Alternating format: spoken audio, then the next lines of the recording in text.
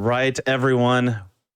Great news. We are so back. Yes, I've missed you all. Welcome to Awfully Silly. I haven't said those words in, oh my gosh, 4 months or so. 4 months it's been. I missed all of you. I missed showcasing these wonderfully terrible and silly games for you, and talking with people who love to play these games. Oh my gosh, I missed it so much. So I hope you're just as excited for it to be back as I am. We have some fun stuff ahead for tonight, but I did want to remind everyone of just a few things, of course. So this us coming back is a part of our revamped Hotfix seasons. So if you'd like to learn a little bit more about that or stay notified as to when new shows and things are coming back on, you're going to want to join the official GDQ Discord, and you're going to want to add the new Hotfix role. That's going to help you keep tabs on the upcoming events, talk with staff and showrunners, and more, whatever else pops up. So if you're interested, I would use !Discord in the Twitch chat for some more info. And yeah, I think I just want to jump right into it. I'm just so excited to be back. If you've seen Awfully Silly before, you know what we typically do after a mainline event is the first episode back. It was we're going to feature some of the runs from the Awful or Silly block, but we went on hiatus before we got a chance to talk and enjoy some of these awful blocks from GDQ 2024, the games from them. So now we're going to explore and dive right back into some of these games, and we're going to be starting off with the Neitzel block here, and Neitzel's going to be showcasing Zadette, Better Gamer Percent, with a little bit extra. So Neitzel, go ahead, the floor is yours. Hi everyone, I'm so happy to be able to show this game again. It's one of my favorites. So this is Zadette. It's a PC game. Well, it's a French PC game. It's inspired by arcade games and PC games from the 80s. So their goal was to do a game with the biggest price as possible. So right away, I just want to show you how the game is usually played if you've never seen this game. So this is our intro. This is Zadette. This is our hero. And his goal is going to be to rescue his partner, who's also called Zadette. He's going to explore the world of Zadette. Everything is called Zadette in this thing. You will never escape it. Yeah, exactly. And this is how it usually plays. So massive sprites. When you do attacks, you can't move at all. And whatever attacks you kills you in one hit. So this game is usually pretty slow. We did a run several years ago at GDQ of what we call Real Gamer Percent, which was playing the game normally and beating the secret boss. Something that was added as an appealful jokes by the dev was something that they called the better gameplay mode. So better gameplay, you go to the option, you press the G key on your keyboard, and here we go. We have the better gameplay activated. And better gameplay is a completely different experience, as you'll see. And something that I'd like to show as well today that I wasn't able to show during a GDQ is the secret boss of the game done with better gameplay. Because better gameplay was just a joke. We didn't think that we could finish the game with that mode activated. We found some strats to deal with most of the levels, and it took us several months to figure out how to do the secret boss. So let's get started right away. The timer will start in 3, 2, 1, go. All right. All right, so we're going to skip the cutscene because we've seen it already. I'm going to hit continue, and here we go. Whee! There we go. Yeah, so the way this mode works is that I can't go out of the screen. That would kill me instantly. Whoops. All right, I was right on the edge right there. And what happens is that the character is going to flip in the direction that I'm going towards to. So it's going to be at the horizon. You will be looking up if I start jumping. And if I move to the left, it's going to teleport to the left instantly. right there I did a glitch that allows me to actually everything is a glitch in this thing.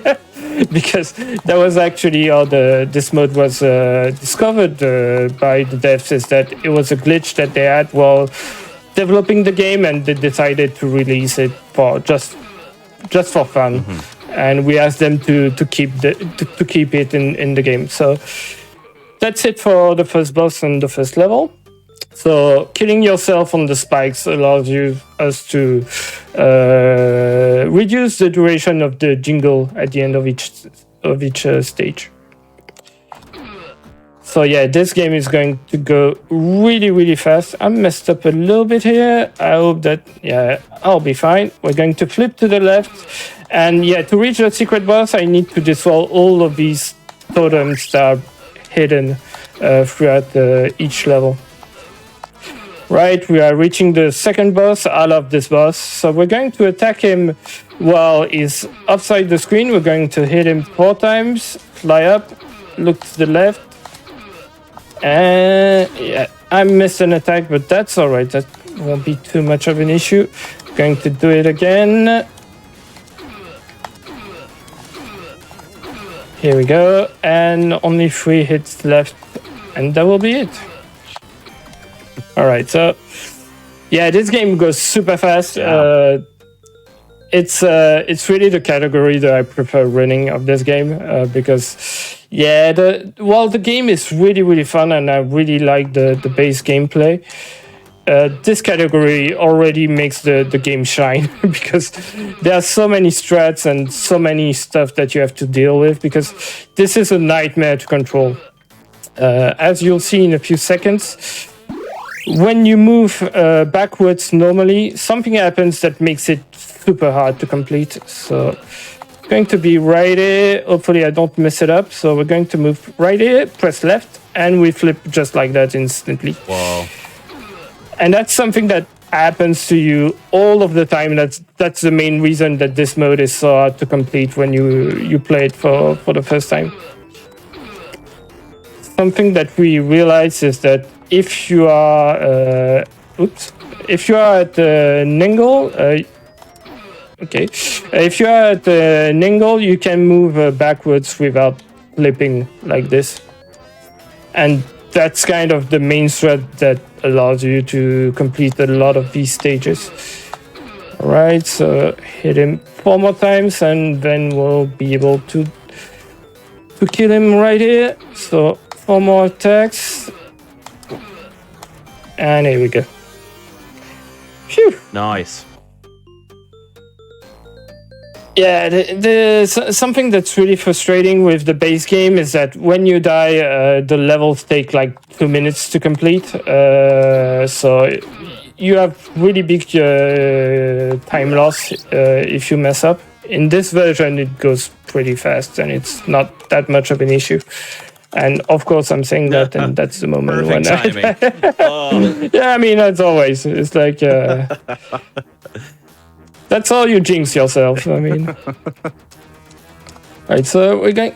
Yeah, this level usually. So at the beginning there was a cart. You're supposed to. This level is supposed to be an auto scroller, and the thing is that in this mode we can jump over the cart and just play the. I would not say it normally, but yeah, messed it up again. That's all right. Yeah, like this card right there. If you land on it, usually you're forced. Oops, messed up again. If you land on it, the level is actually an auto scroll, but it's a lot faster to just avoid it.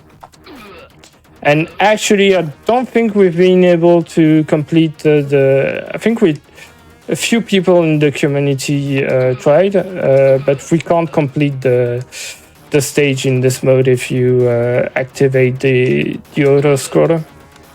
Wait. So I need to. This section is a bit annoying to remember because it's a bit tricky. Everything looks the same. Here we go. So we're going to deal with this guy, then we're going to have 4 buzzsaw to avoid, and that will be the end of this stage. Here we go. And another boss that I absolutely love, because all we have to do is just jump like this, and stay a little bit in the air. So I can't stay in the air forever. After a few seconds, my character will start falling. So we need to be really careful about that. But overall, it's really a weird physics that you have to get used to, but it's pretty fun.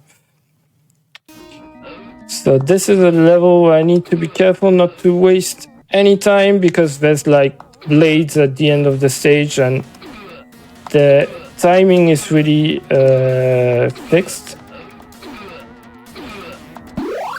Okay, I think I got it. Okay, I messed up a little bit, but that's all right. It's not too bad. Go. To move back. Here we go. And this is the best looking boss in the whole game. It's like, you want massive sprites? Here you go. Wow. It's like they knew there was a new Planet of the Apes movie coming out. It's perfect. Yeah. So I need to land back on this thing. Here we go. Too bad. Yeah, okay, I'm good. All right.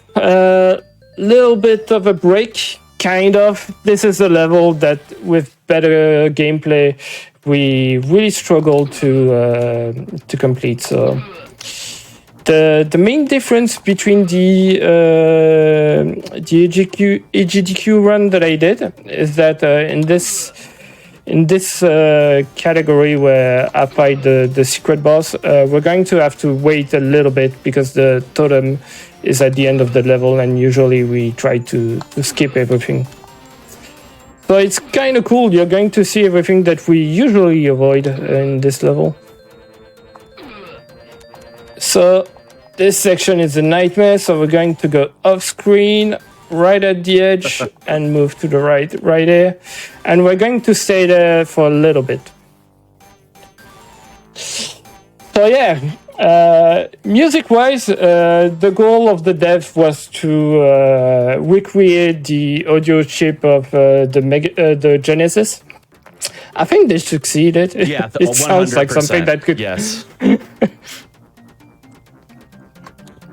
All right, so this is the section where really we struggled. We didn't know how to get across this section, but turns out that if you get here, press down, you get this block, and you can actually hide right there and avoid all of these buzzsaws. These buzzsaws are really the hardest pass to avoid usually. And what I would have done in a classic better gamer run is that right there I would hold right and I would reach the end of the level right away. But since I want to show the secret boss, I'm just going to wait a little bit right here until the totem that I have to destroy appears on screen. And hopefully I don't mess up because otherwise we have to redo the whole level again. And this level is really long. Yeah, this is quite a long one, yeah. So hopefully we got it. All right. Okay, we should be good. Yeah, that looks good. So yeah, the totem is right at the end, so fortunately we have to look for all of this. So far things are going pretty alright. So this is the final stage of the game. I love this level is really straightforward. It's just a summary of everything that we've seen in the game before. But I really like the mood of this level. It reminds me of Out of This World or Another World. Oops, yeah, I messed that up, but that's all right. This level is really, really short, so we should be back there really quickly. Yeah, these guys, obviously, the one that just killed me, that's like, I think in the community it's our favorite enemy. We call him a snake boat, because obviously it's a snake in a boat. It's perfect. Couldn't be anything else. Yeah, this section, I hate these guys. The last two right there is really annoying because yeah, they're just going to rush you, and they are a bit hard to deal with. This boss is really, really long. I think I have to hit him like 70 times, something like that. But compared to with the normal gameplay activated, it's pretty straightforward. There's not much danger to it. Obviously, since I said that, I'm probably going to die. Yeah, here it comes. But nah, right there I should be fine. It's more in the later section that I'm a little bit worried. Okay, so this is a section that is annoying you in the normal mode, but right here, since you can attack and move, it makes it really, really easy. That's one of the big aspect of this game mode. That is really, really nice is the fact that you can attack and move at the same time. So it's going to make the next boss a lot easier compared to the normal gameplay. All right, we should be through pretty soon. Please die. Okay. I was really slow on that one, but that's all right. We're through. Got through it. That's the main thing. Yeah. Survive. Yeah. So usually in the GDQ run, this was the final boss that I did. So the main goal is try to get at this angle so that I can move backwards and forwards without flipping.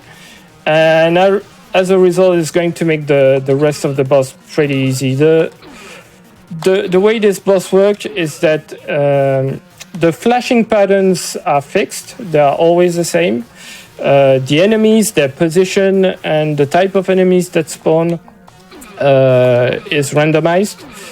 And so when you play this in the normal mode, or if you don't have this little trick that I'm doing so that I can move forward or backwards, there are some patterns that you can get that will just kill you, and there won't be anything that you can do about it. So this is really the RNG part of the run usually, where you're like, hopefully it's nice to me. And even there, like right there, I got a pattern that was really, really nasty. Almost died there, but we should be fine. So I'm going to have 10 enemies to defeat right in a row. Okay, that's annoying. The bats are really annoying because they move backwards before attacking. So it can give you like some really, really weird patterns at times. And we're through with the normal mode. So this is a completed better gamer run, but we're going to play the secret boss right after. So we made it. We saved the world of Zadette. We rescued Zadette. We're going to live happily ever after. There we go. They are so lovely. What a beautiful couple. Yeah. So we have to watch the credits, which is gives you a nice break before the big challenge, because now the game is going to challenge us and ask us if we are really real gamers. But we are. We're better gamers. It says it. Yeah. True. So short we have sequence. one. Yeah, I mean, it's only 2 people working on it. Fun fact: one of the people who worked on this was the first speedrunner of Hotel Mario for the CDI, and I find that Wow. that fact amazing. Yeah, that's fun. All right, so this is the secret boss. Right away, it gives me the worst attack that you can do. What happens with this boss is that I have to hit him 60 times. But after 40 attacks, he's going to speed up his speed of how he's attacking. So the attacks that he do are randomized. So in some situations, I could get patterns that are really, really difficult to avoid. Also, this boss is going to have a lot of flashing. especially once you see him move a little bit out of the screen to the top. I'll try to remind people about that, but yeah, if you're sensitive, please look away for a little bit. Okay, these bosses are really the worst because there's nothing I can do during that time. Here we go. This is the really annoying attacks. So I have to fly up, come back to the middle. We fly up, get a little bit to the left, like back up again, and then right here to the left. So that attack that is really hard to avoid is based on your position. So if I always behave exactly the same way, there's not much danger to it. But yeah, it can be really tricky. Okay, we're in the fast phase. He keeps chaining attacks pretty quickly, and that's an attack that we really like because it lasts for a really long time, so I can get a lot of hits there. Okay, this one is not bad. And here we go, we got him. Nice. So some really nice RNG right there. That's really good because in the later phase, there are some attacks that you can do that are so hard to avoid that usually I die to them. But here we go. This is time. This is the moment where we end our runs. So I get this fantastic diploma that tells me that I'm the greatest player in the world. If you want to be the greatest player in the world, you can buy this game on Steam. It's really cheap. It's really nice.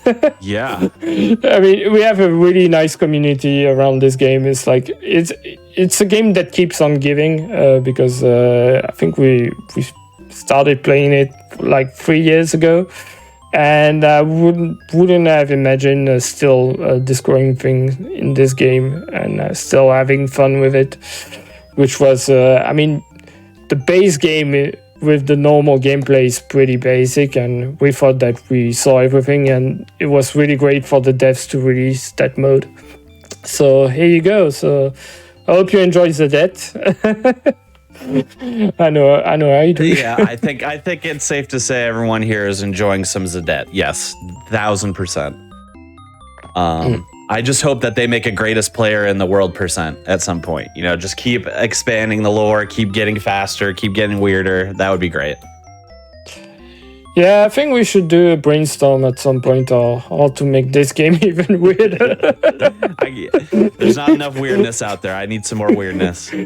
Yeah, I mean, there's already quite a lot of yes. Yes, there. That is for sure. That is for sure. And then somebody in chat saying that they asked the devs if there would be a sequel, and they said people need to buy the first one. So there you go, everybody. Yeah, go buy the first one if you want to see Zadette too.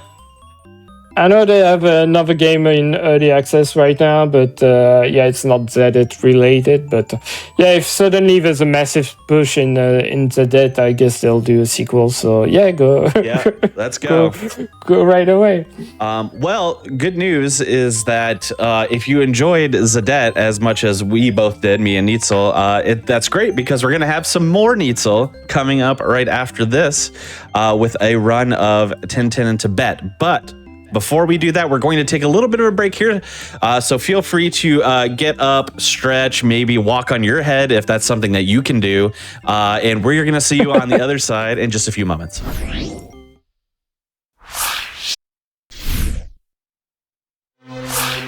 All right, welcome back to Awfully Silly, everyone. If you were just tuning in, we are going through some of the coolest and goofiest runs that were part of the Awful Block in this past AGDQ back in January. So we kicked it off with some Zadette Better Gamer percent, this time with a bonus boss, and we're going to be moving right along here in just a moment to Tintin in Tibet. But before that, wanted to shout out something that's very special. So GDQ Hotfix is actually proud to present its first Asian American and Pacific Islander American Heritage Month celebration. So if you'd like to check that out, join us this weekend, this coming weekend, as in coming up this weekend in a few days. on May 18th and May 19th for 2 full days of showcases, speedruns, and celebration of AAPI heritage. And if you'd like to learn a little bit more about what we got going on, you can use !AAPI in the chat for some more info. Additionally, we do have submissions open for our Juneteenth event for just a couple more days. That's going to close until on just after May 16th. So if you'd like to submit for the Juneteenth event, feel free to type !Juneteenth in the chat to get some more information. Now, we are going to be enjoying some sweet Super Nintendo action as Neitzel returns to us, but whisks us away to Tibet with Tintin as he was going to run Tintin in Tibet for us. So go ahead and take it away. Hello again. So, yes, Tintin in Tibet. This game has a reputation in Europe and in the Kuso community. So during GDQ, I did the run on the hard difficulty, so I guess we're going to do the same thing here, since the idea is to show the same thing. The hard difficulty, the difference that it makes is that there are more obstacles in the way, and also the game has a timer in every level. And the hard difficulty, despite doing a speed run, you can actually time out because the game has some RNG elements in some levels, and due to the RNG, you can time out despite doing a speed run of this game. So, yeah, this game, as you'll see, looks beautiful. It was made by Infogrames. Infogrames is really popular for adapting French and Belgian comic books into games, and this one is kind of like the main game, the most popular one.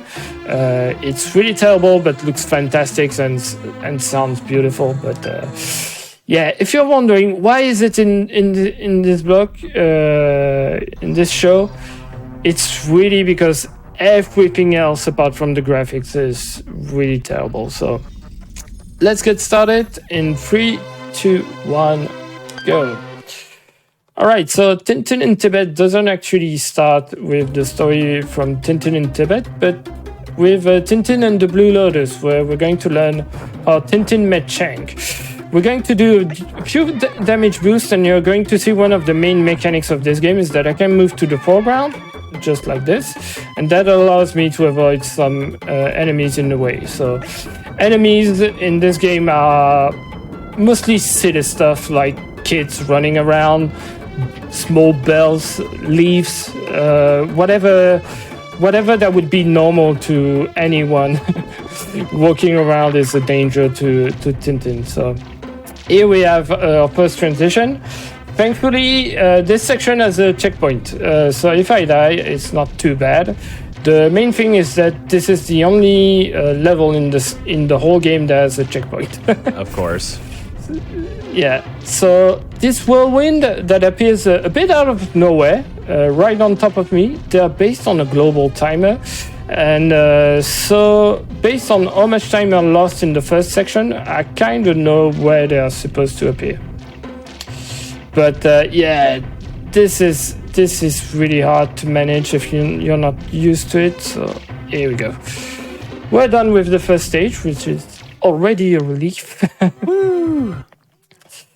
So yeah, this is our Tintin met Chang, and we are entering the story of Tintin in Tibet. And in Tintin in Tibet, the idea is that Chang is going to take a plane to pay us a visit, but that plane is going to crash in Tibet, and Tintin is going to decide to try to rescue it, despite the rescue team not finding anyone at all. So, something that's a bit weird about this game is that the levels have objectives, but the game doesn't tell you about it.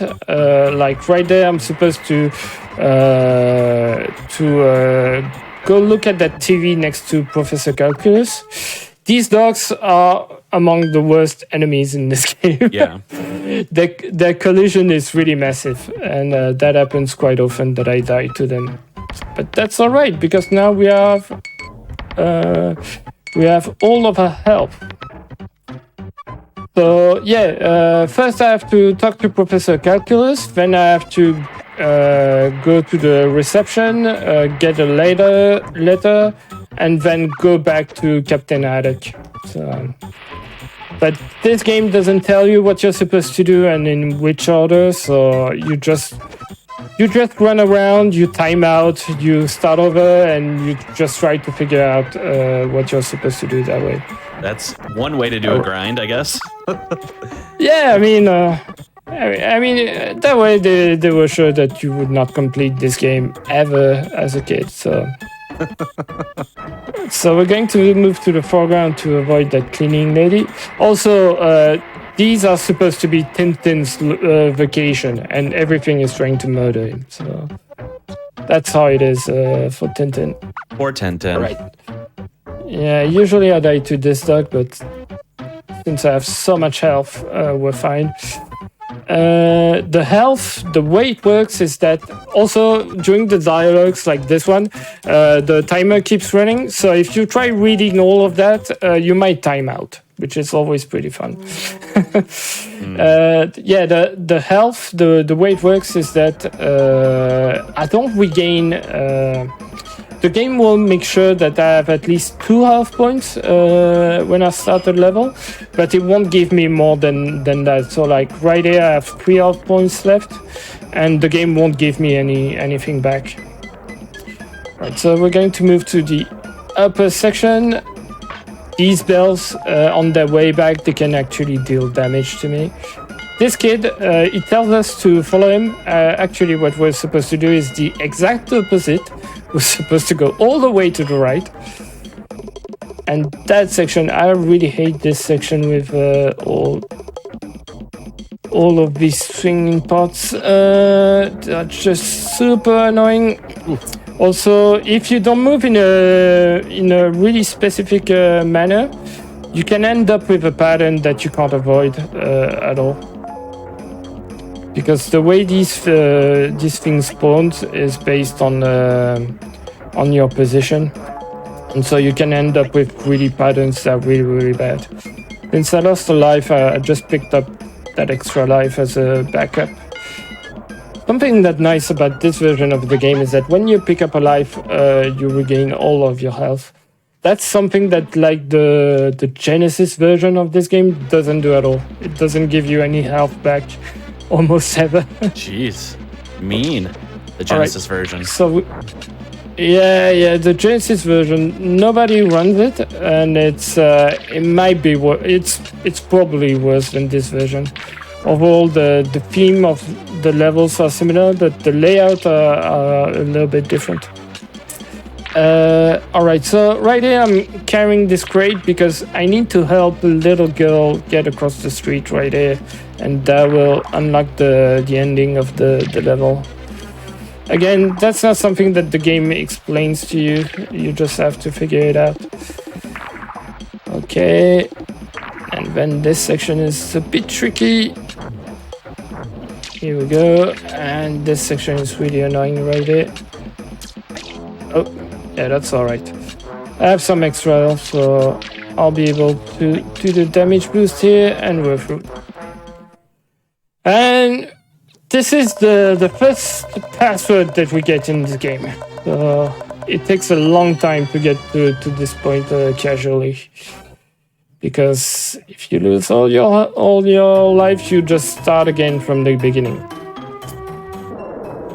Alright, so picking up this life to regain all of health.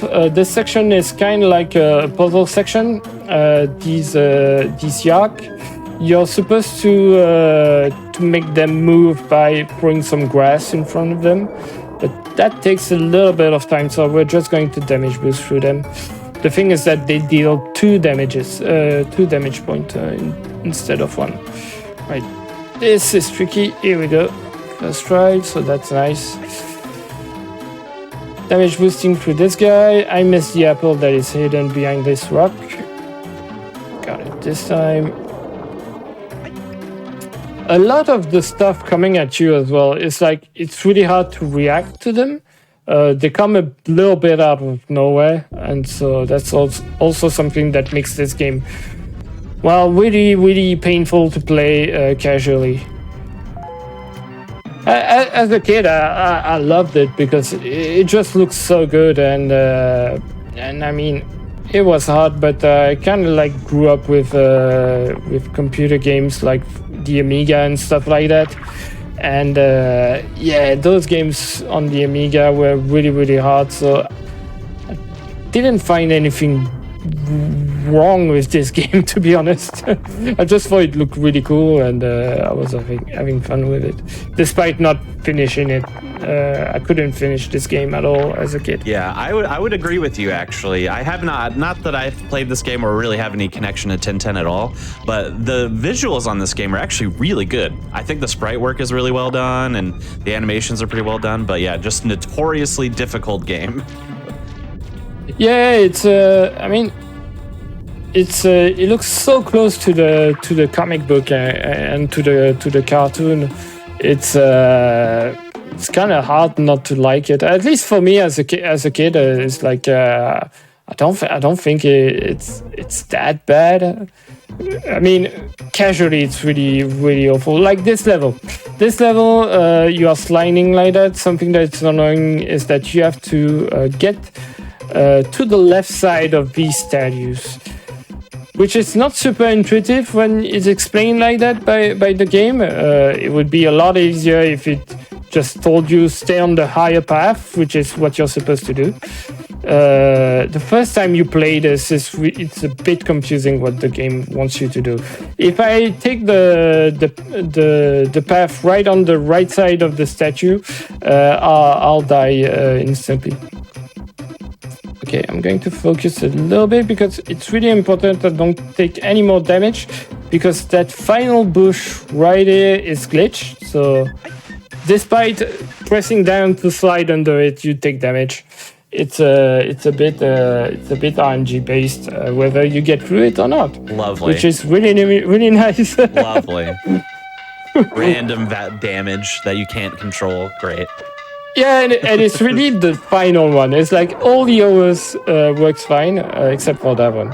But something nice about the Genesis version is that you can actually become invincible in that stage.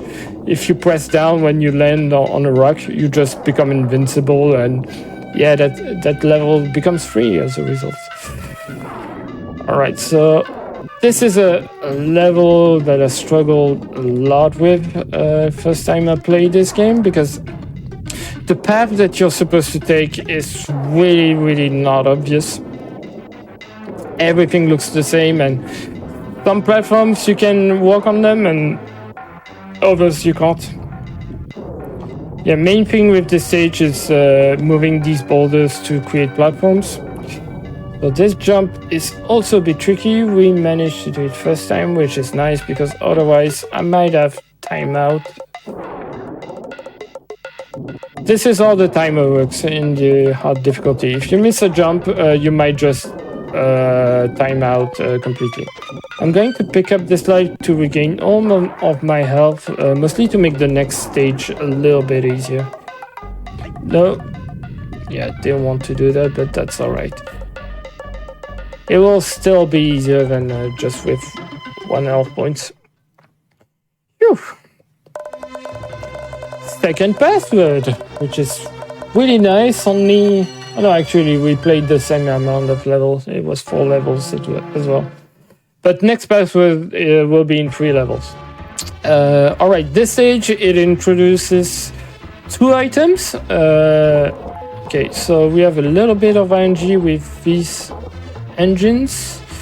So the stage introduces 2 items: the pickaxe that I'm picking up right here, and we're going to collect a rope while inside this plane. So hopefully I get good RNG. We got good RNG, so I'm going to only take 1 damage. So we got the rope. The rope will allow us to swing across a gap, and the pickaxe we can climb up slope just like this. The main thing is that the position that you're supposed to take for it to activate properly is super precise. It's the same for the rope. It's like this rope is a nightmare to get onto. Oh, that was close. Okay. Small glitch to avoid taking damage. Here we go. So yeah, that stumble animation when Tintin runs into something is actually invincible during that time period. So that allows us to avoid taking damage from that little rock. Okay. Another stage that is really, really annoying casually. This is a maze. So these foregrounds, from time to time, you can go behind them, and at other times you can't. Like this one right there on the right, you can't go across that one. So this level is a lot of you running into walls and hoping that this is actually the path that you're supposed to take. All right, so we need to move this boulder. It's a bit convoluted what you're supposed to do. So we need to get this boulder all the way down here to use it as a platform to get across that section right there that looks like a wall. Here we go.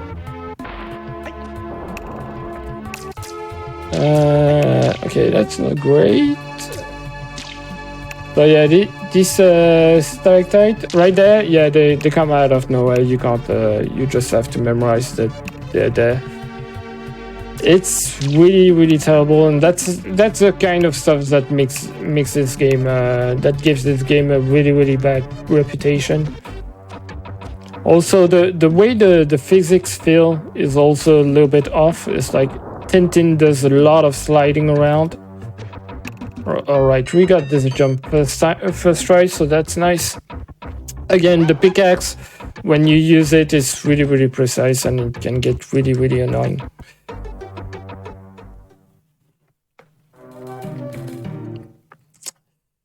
Phew, here we go. And this was, for me, so this was one of the reasons I wanted to play this game. I saw this screenshot of this stage in magazine and on the back of the box, and I was like, this looks so cool, I want to play this. It does look cool. It really does. It really does look cool. Little did you know. And yeah, exactly, because this is one of the worst level in the whole game, because so first of all, the snow is supposed to make you fall, but that's not always the case, because the collision is really off compared to the visual. In a similar manner, there are places where there's no snow that actually can make you fall. If I move too far away from the other character, I will fall. If one character fall on top of another, I will die as well.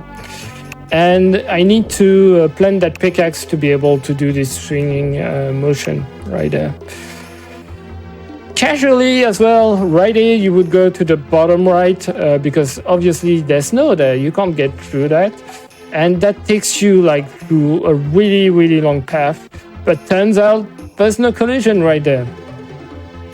I was really mad the day I saw that in a speedrun when I decided to learn this game. I felt so dumb. Speedrunning does that to you. You know, so you... go ahead. I felt so betrayed by this game. Yeah. You'll see a game you've played 100 times in your life, and you played it a certain way, and then you'll see a speedrunner. You just skip by this or do X trick or glitch, and you're like, oh my god, how did I never think of this? Yeah, I mean, I don't even think it qualifies as a glitch. No. Yeah, this is just a knowledge thing. Yeah. It's just this game is a mess. Yeah. And yeah, this is the normal path that you're supposed to take, not the one on top of the snow where I just climbed up, but the whole section that I've been swinging around right here. This is the path that you're supposed to take. Right. All right, so this is the end of the level. We need to reach Cheng's scarf, because that's proof that he survived. Fun fact about the Genesis version: in the Genesis version, you are forced to pick up the scarf with Tintin. So let's say that the Genesis version is more accurate to the books. All right, and this is the stage where I could time out, because this is a level with wind mechanic, and the wind right here, we need it to blow in the right direction so that we can make across some gaps. And from time to time, the wind will never change direction. So right there, it changed. So that's pretty nice. Come on, be nice to us. That's one of the reasons I'm not grinding this game anymore for PB attempts, because right there, this is so annoying to wait for. All right, and you can lose. I mean, your runs just die on this level. Today it's really nice. That's surprising. Wow. I mean, first really good RNG in Zadette, and now this. Yeah. Don't know what's happening today. All right, so cool feature of this stage is that you can continue the level on the outside, but you can also enter this cave and complete part of the level underground like this. And this is the preferred path because, well, obviously we don't get slowed down by the wind at all. Also, some of these stalactites, they don't deal damage for some reason. All right, final section, and we should be able to make it to the next level because we have enough time. The only thing that could kill me is if the wind plays around with me and throws me into one of these holes, but that went all right. Phew! All right, so the monastery is the longest stage in the game. It's filled with puzzles. The first one is assignments, so I need to focus a little bit on this.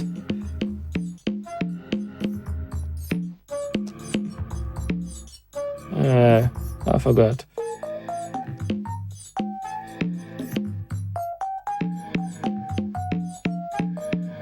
Okay, 2, 3, 4, 5, 6, 7, 8. Here we go, and we have to do it again because. Okay, 1, 2, 3, 4. 1, 2, 3, 4. Here we go. Beautiful. All right, so. Yeah, I hate those. So. I hate those little memory games like that too in a speedrun because it's like not my focus at all. It's like I'm worried about doing tricks and stuff. Now I have to play this little memory game. Yeah. Oh my gosh. Yeah, especially this one. This one is really mean. It's like you have to follow 8 sounds. It's quite a lot for something that the game just throws at you out of nowhere. Plus, this level is so long, if you mess it up too much, that first puzzle, you might just time out, and there's nothing that you can do about it. So, all right, so these 4 symbols that you just saw on the wall, I have to remember them for later on. We're going to move to another puzzle. Obviously, all of these monks can murder me if I touch them. So we need to avoid them as much as possible. We're going to damage boost through one of them later on. But yeah, like I said, everything is trying to murder Tintin. That was a big thing for Infogrames and the IP owner is that this game is from 1995. And that was a time where, we had Mortal Kombat and all of that stuff. So video games, there was this reputation of video games being really violent. And so the IP owners only agreed to have a game made around Tintin if Tintin never fought anyone in it. So that's why they adapted this book, because there are no actual villain in it. It's just mostly an exploration in the book, and that's it. Right, so these books are always, it's always the same pattern, so there's no surprise in this. Something that I like actually about the Game Boy version, because this game is also on the Game Boy and the Game Gear. Obviously the levels are really different, but the themes of each level is similar. And yeah, this monastery level in the Game Boy version, well, all of the puzzles are actually randomized, which is not the case here. and as well, they are easier, a little bit easier and more interesting to play around. So, all right, so we are going to damage boost through this guy. And do I remember the symbols from earlier? I'm not sure, so I'm going to check them out again, since it's right there. Okay. Okay, big one and small one. Then we have one final puzzle that is also a little bit annoying, but then we're through with this level. Overall, this run is going all right, I think. Here we go. Need to look at the time. The timer is so close to the end. Thankfully, there's a clock right here, like right at the end. They give you a clock. All right, so we get 3 sounds. I need to find the final one. Is it? No. Is it this one? No, I messed up. That was the second one to the right. Please. Okay, that one is easy. That's the one. No. Here we go. That's the one. All these bells, the sound is so close to one another. Usually when I do runs, right before starting runs, I have a video where I have all of the audios of the bells, and right here I didn't listen to it.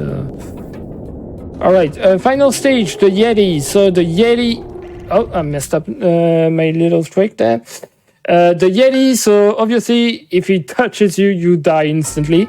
Something that's nice about the Genesis version is that it only deals damage to you in that version. So I'm going to try again a little trick to despawn him right here. Here we go, that worked this time, so he's not chasing us.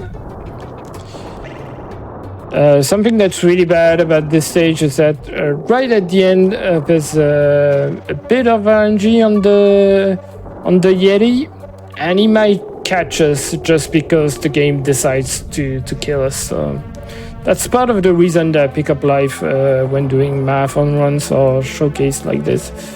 All right, so we're almost through. Hopefully the Yeti doesn't kill us.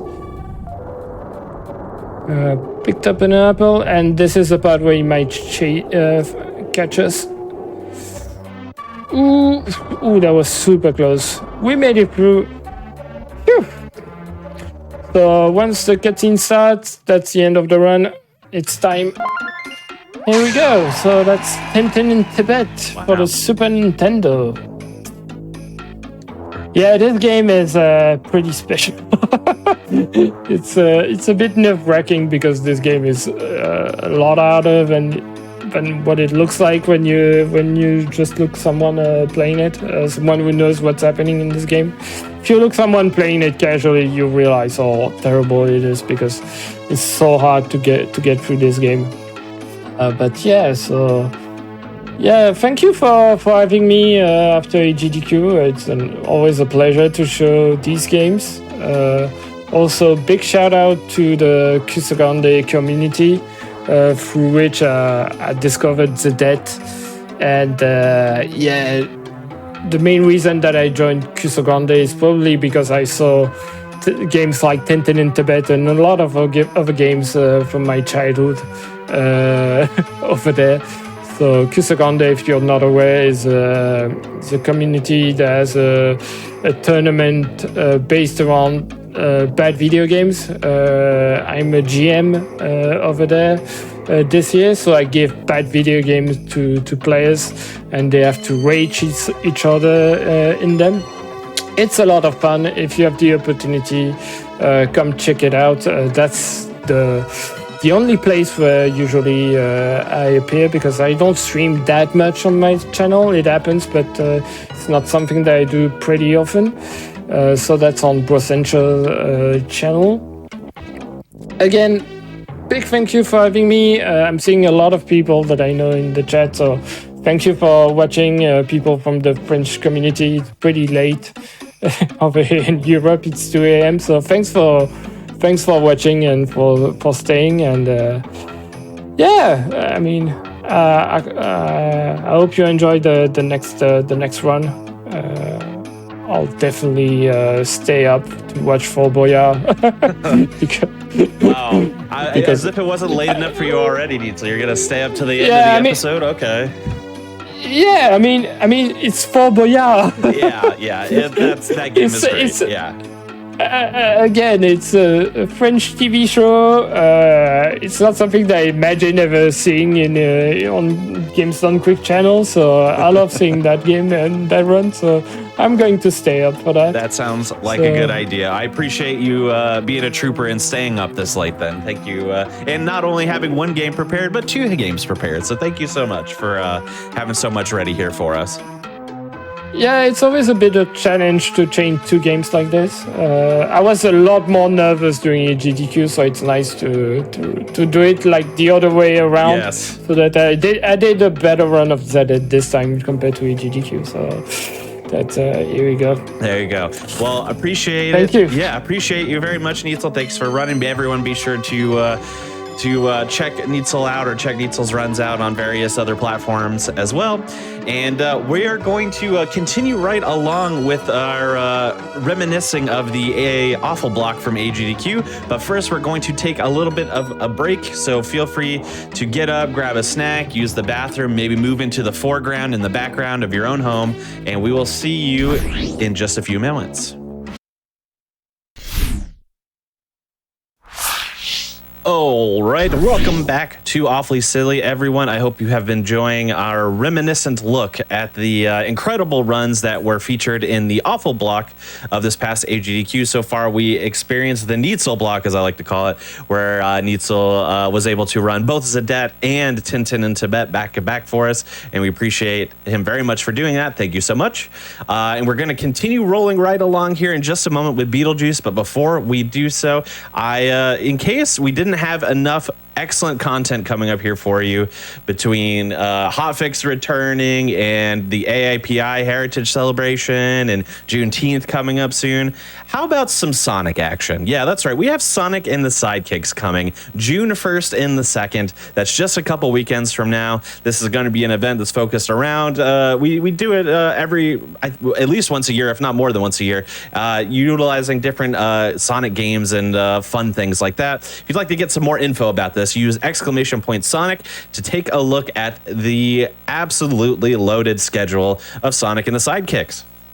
But yes, without further ado, I think I've already said it once, so I will say it one more time. We have Beetlejuice coming up, but literally nobody else say anything, because if we say it one more time, I can't be held responsible for what might happen. That's right. It is this NES game that you're about to see on your screen, and it's going to be run by Gargon 100. Take it away. All right. Thank you so much. I'm Gargon, and we're going to do some Beetlejuice, and I'm really happy we're going to do this because I say it's the year of Beetlejuice. We have Beetlejuice 2 coming out this year, and I'm a huge fan of Beetlejuice. Anything Beetlejuice I love, including this NES game that we're about to play. And this game is all sorts of fun and kookiness, and yeah. So joined with me are my commentators. I have Burst Error and Bass Guy. And you guys want to say hi? Yeah, this is Burst. I don't actually speedrun this, but I am also a big Beetlejuice fan and a bit of a connoisseur of NES jank. So this is a great one. You guys are in for a treat. Yeah, and I met Gargon back in, I think it's 2019, and we were both running this. I had the SRC. I was at the top SRC board for a while, and then Gargon came back to this and a few others and bopped me. So I know a fair amount of the tech in this run, and I think Burst and Gargon know the movie and the lore a lot better than I do, so I'll probably stick mostly to the game. And the game is 100% faithful to the movie. Just wait. Oh yeah. Everything is. I believe that fully. And everyone in chat should too. That's right. So, yeah, you guys are going to see this in its glory. So we'll do this right. The only way to do it, we're going to start off saying Beetlejuice's name. And it's going to happen 3 times. And Base guy, you want to start it off? Beetlejuice. Beetlejuice. Beetlejuice, it's showtime. Oh, it's so over. He's coming. He's here. All right. So Gargan's playing as Beetlejuice. He has to make his way from outside the town and go through the Maitland house and make his way into the afterlife. So you can see just some basic platforming. He's jumping past these. He has to jump past these these lamps because those rays will insta kill you. So he has to sort of avoid them. There was an invincibility flower there you can also get and sort of pass through them. Get the flowers you want Gotta to love get. the shark in the bathtub too. Oh, yeah. Shark fin. All right, so that's the book for the recently deceased. So it's a key item you need, or you can't finish the level. All right, so let's make his way through the door. So when you kill certain enemies like these flies and or these beetles that pop out, or you can kill this big ghoul, you get 75. In this case, you get 75 credits in the shop Vouchers, per yeah. stomp. And the beetles have, if you choose to stomp those, they have different values depending on their color. All right, so he's It's gonna kind of a weird way to start the game where you're just stepping on bugs for like 5 minutes when you're playing it casually, trying to figure out what's happening. All right, so Gargon just took out one of the beehives. He has to take out another one so he can go into the garage to take on Otho. All right, so you just.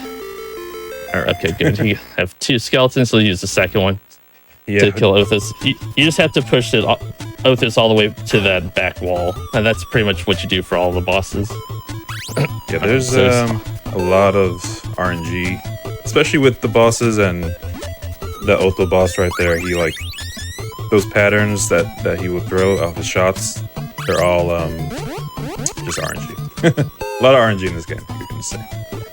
So Gargan's taking some deaths to get some iframes going so he can pass through these enemies. And if you notice, he's sort of jumping at specific times before to do some screen scroll manipulation. So if you jump at pretty much right after you land, the platform won't move up and down. So, and you can kind of manipulate and do this skip right like he just did right here. All right, so. And if you don't have any scares, it spots you one because otherwise the game soft locks. So when it blinked 75, he was picking up an umbrella scare to take out that frog that was in the cave. Oopsie. All right, so nice. You just got a clip there. Did I just use? There, we use this. Thought I had another ogre. This is a game of resource management as well. You have to make sure you have enough scares left to fight bosses. Yeah, I think Gargan's probably just going to have to Good save there. Yeah, just have to get some scares in one of the next levels. Yeah. All right, so we're into the Maitland house. This has probably the best music in the game. So it's David Wise. He did a lot of the rare scores. Yeah, this is pretty much the same game as Donkey Kong Country. Not a big deal. Yep.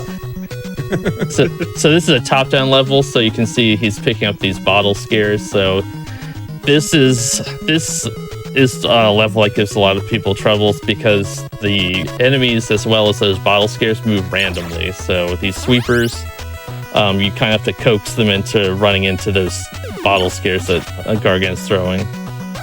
So I think he'll throw it, it'll smash, and then that sort of spirit will run around and attack. Will sort of collide with enemies. And then those beetles are health. So whenever Beetlejuice takes a hit, it'll go count towards. It'll be one of the 3 hits, one of your 3 hit points. And if you hit 3 times, you die. So you'll see it flash Beetlejuice at the top of the screen each time you get hit. Yeah, the theme is 3 times. Get hit 3 times, die. Yeah.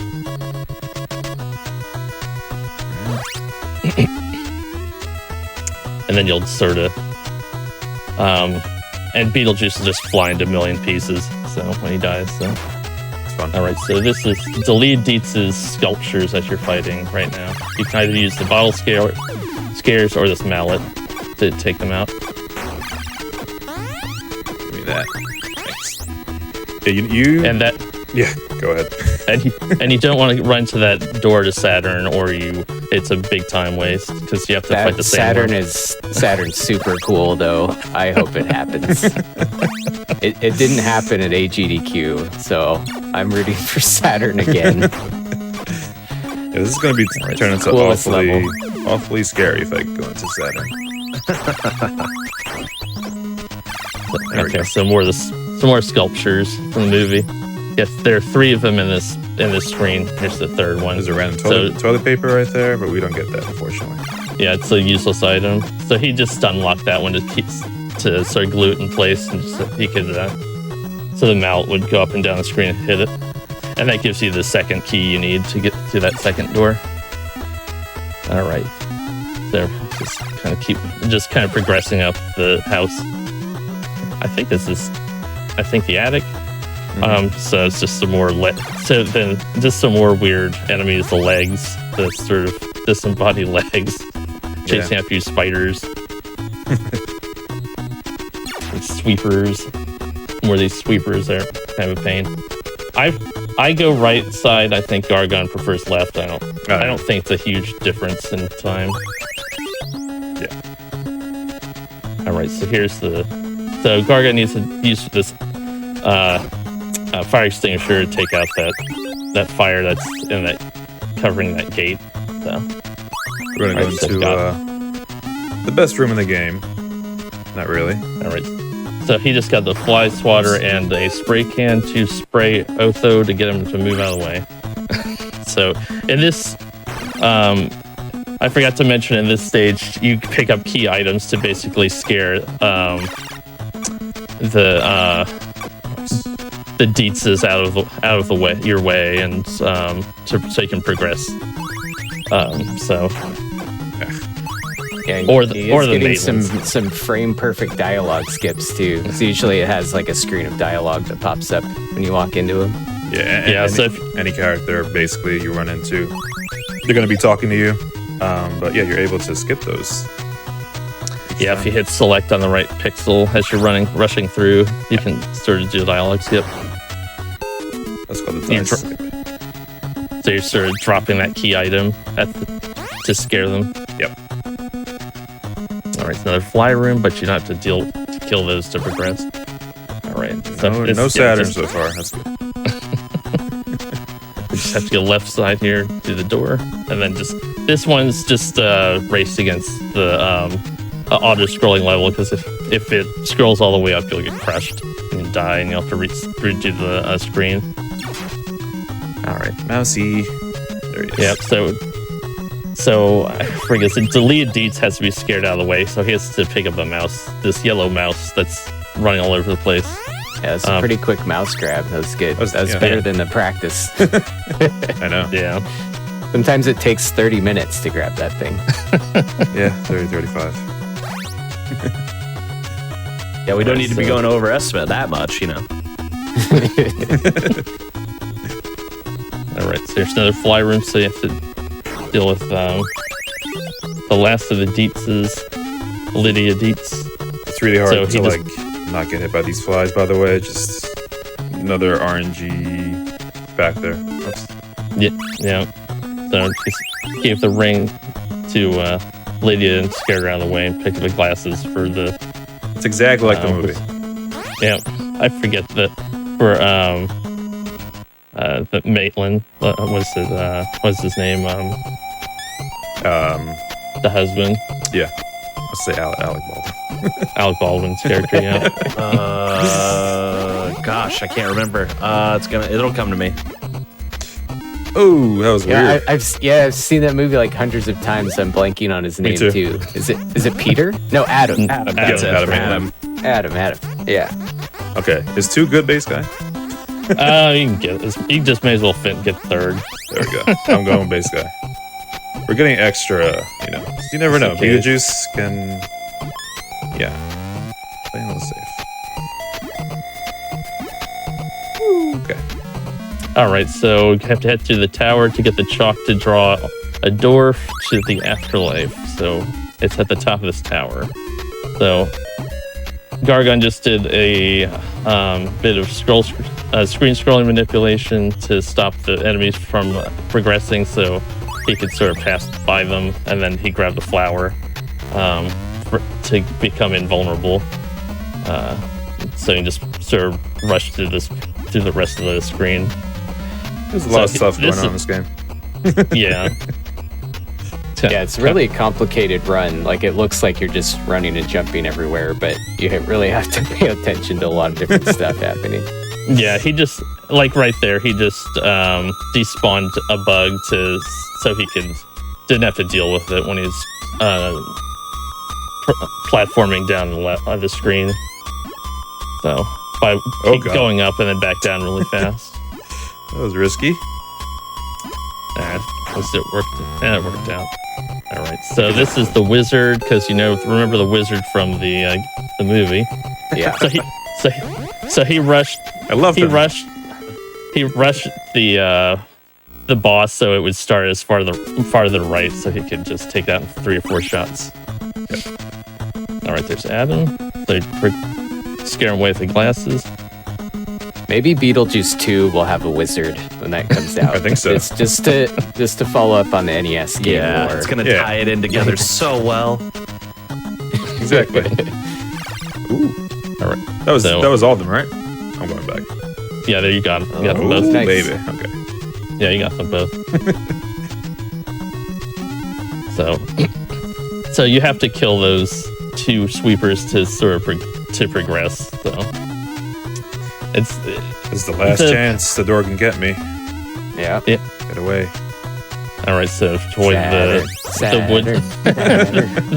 the floor shark fin there, and get the key to get to the door to get to the wall, so they can draw a door on the brick wall to go to the afterlife waiting room. I'm telling you, this is exactly like the movie. Look at this. Look at this. Boom. All right, last stage, everybody.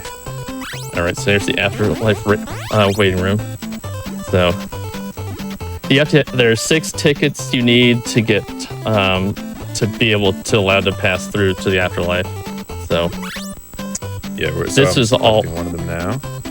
This is all routed out by I think a bunch of people have had their hands in this, like K2 and Barton and Rexon. Well, a bunch of runners. So he death abused there just to grab that. It's faster to death abuse than to climb down to the platforms to get to that ticket. All right. For all the ridiculous stuff in this game, they did at least make an attempt to include like locations and people and items and stuff, which I thought was pretty good. Yeah, like that pancake ghoul from the waiting room. The flat guy. Yeah, for sure. I'm enjoying all these little Easter eggs. It's nice. Yeah. All right, guys, this is it. Any last words? And GG. Boom. That's it. That's the game, GG. baby. Nice. Okay. Yeah, it's a lot to try to cover. Yeah, this is I was mentioning before how even talking through this, you could just like easily just miss one thing or the other. It's a lot, but it's fun. We love it. Yeah. And I thank you, GDQ, for having me play this game. It's a lot of fun. And even those who are interested in learning to speedrun, there's Base Guy, all of us, we were kind of acquainted with it. Feel free to approach us somewhere. Because there's not an official Discord for Beetlejuice, but maybe someday. I think we're getting more runners. Build fun. that community up. There you go. Yeah, there we go. It's getting there, and just want to thank just everybody again, and for the invitation to do Awfully Silly, and yeah, you guys have been great. I appreciate it. And Burst and Base Guy, thank you so much. You guys want to say anything? For sure. Happy to be here. Base Guy, you want to say anything? Just thanks to all the people who I guess, routed this game out like K2 and Barton. Yeah. Rexon have optimized it and sort of Yeah. taken this. It's sort of this game that's not a lot of people run and sort of did a lot with it. Sort of, I think K2 is the big one. So big shout out to him. Yep. And yeah, make sure to check out Beetlejuice 2. Comes September 6th. I was like, I'm like, should get paid for this. But yeah, thank you guys. Appreciate it. All right, thank you so much. Yes, I hope you all enjoyed this excellent Beetlejuice run. Oh yeah, I mean, just absolutely, absolutely nailed it. This is so good. Okay, everybody, we are going to continue right along here with our awful block reminiscence. But first, we're going to take a little bit of a break as we get set up. So feel free to get up, stretch, go to the bathroom. Just avoid any doors to Saturn in your own home, and we'll see you here in just a few short moments.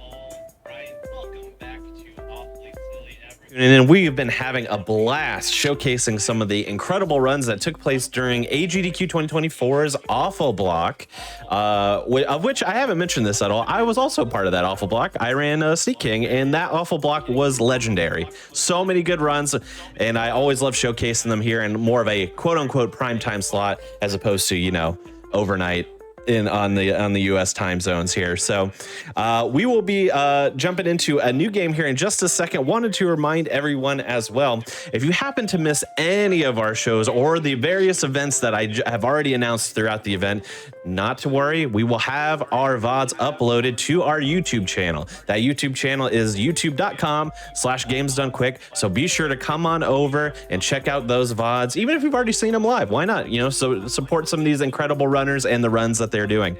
All right, and let's see. We're gonna jump right in. We're gonna jump right in here because I had not seen Brilliant Bob prior to GDQ, but I love a goofy 3D platformer, and this one does not disappoint.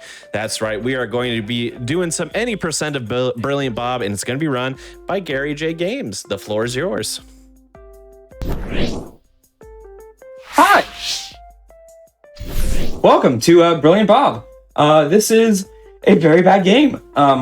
As you can tell by me being in space. Where the hell am I? Where am I? Where'd I go? I jumped. You're gonna see me eventually. Come on. Oh. Oh. Okay, no. Yeah, he's gone. He's gone. Oh, my controller died. That's why. Oh, there I am. All right, cool beans. I didn't die. I hadn't used it for a little bit. All right, welcome to Brilliant Bob. Brilliant Bob is, like you said, quite the wacky 3D platformer. It's not very well made. It's quite bad, to be honest with you. Perfect. I did. Yeah, perfect. Did the research. Yeah. You know what you signed up for. All right. Before we play, I'm gonna explain the main glitch because it takes a little bit to explain, and we're gonna have no time to explain it during the run. All right. So if you notice, I'm pressing the jump button. After a certain amount, I start moving forward slightly. This is a bug with Unreal Engine. If the developer actually paid attention to the game, they would have patched that out. But in the way that they made this game, for some reason, if I pause the game right as I land and press the jump button, you can hear it makes a sound effect. That's because I am actually jumping in the pause menu. And that stores forward momentum for some reason. And I just zoom forward, which is great. That being said, I could just sit here mashing. Or we can get this bad boy right here. This is a Xbox 360 arcade stick controller from Mad Catz. Shout out Scott the Waz. I got this from watching one of his videos. It has the joystick stuff for regular arcade games, but it also has a scroll wheel for like Galaga and stuff like that, I think.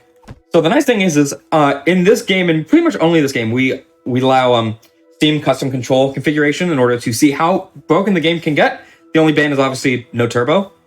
So I can just kind of spin the scroll wheel, and I go flying. And you're going to be seeing that through the entire run. I have with me my friend Grimwave. Trey, how you doing, bud? Doing all right. Ready to jump into this run. Oh, heck yeah. Alrighty. Can't wait for everyone to see what this Well- game has in store. Bob has in store. Indeed. I'm going to try to make this so this doesn't fall down in the webcam. Okay. All right. Per any percent guidelines, I'm going to go ahead and reset the cameras and the cinema and the time reset. You can tell this is a great game because I can't press no because it's off the screen. Not Great a game. cropping issue. Just for the record, No, this is how no, the yeah, game yeah. is. Yeah. If you see, there's also some levels where I'll pause the game. The menu will be off the screen entirely. That don't worry. GDQ's doing a great job. That's just this game being extra special. Alrighty. We're going to go ahead and get started. We're going to start in 3, 2, 1, go. Oh, I already messed up the glitch. Alrighty. All right, so off rip, we've got some cutscene skips. Essentially, he just walks into the hitbox that triggers the cutscene, and he just restarts the level to get rid of it. Saves like 30 seconds per level as they just show everything that he's not going to be doing. Yeah. Gonna be seeing a whole lot of these zips early on. We've got some different colored enemies, some slimes. There's one on the street to the I don't right. think any of them. I don't think any of them will actually be a problem early on. There they are. Different colors mean different damage levels. Also, you got to see my Something favorite along those enemy. lines? It's called the cube. Oh yeah, the rotating cube that Ah, deals damage to you when you land on it. I missed the cycle. Lame. The first time I heard about this game was maybe a couple of weeks prior to GDQ 2024, and first time I played it was at GDQ 2024, and He did great. I He don't did- think that any of these levels were actually tested. Yeah, no. He did great. He got an hour and a Before they half were time. played? It's great. He's like 4th on the leaderboard of 3 people. Yeah, I was gonna say, is there 4 people on the leaderboard? Yeah, and there it is. Yeah. Yeah.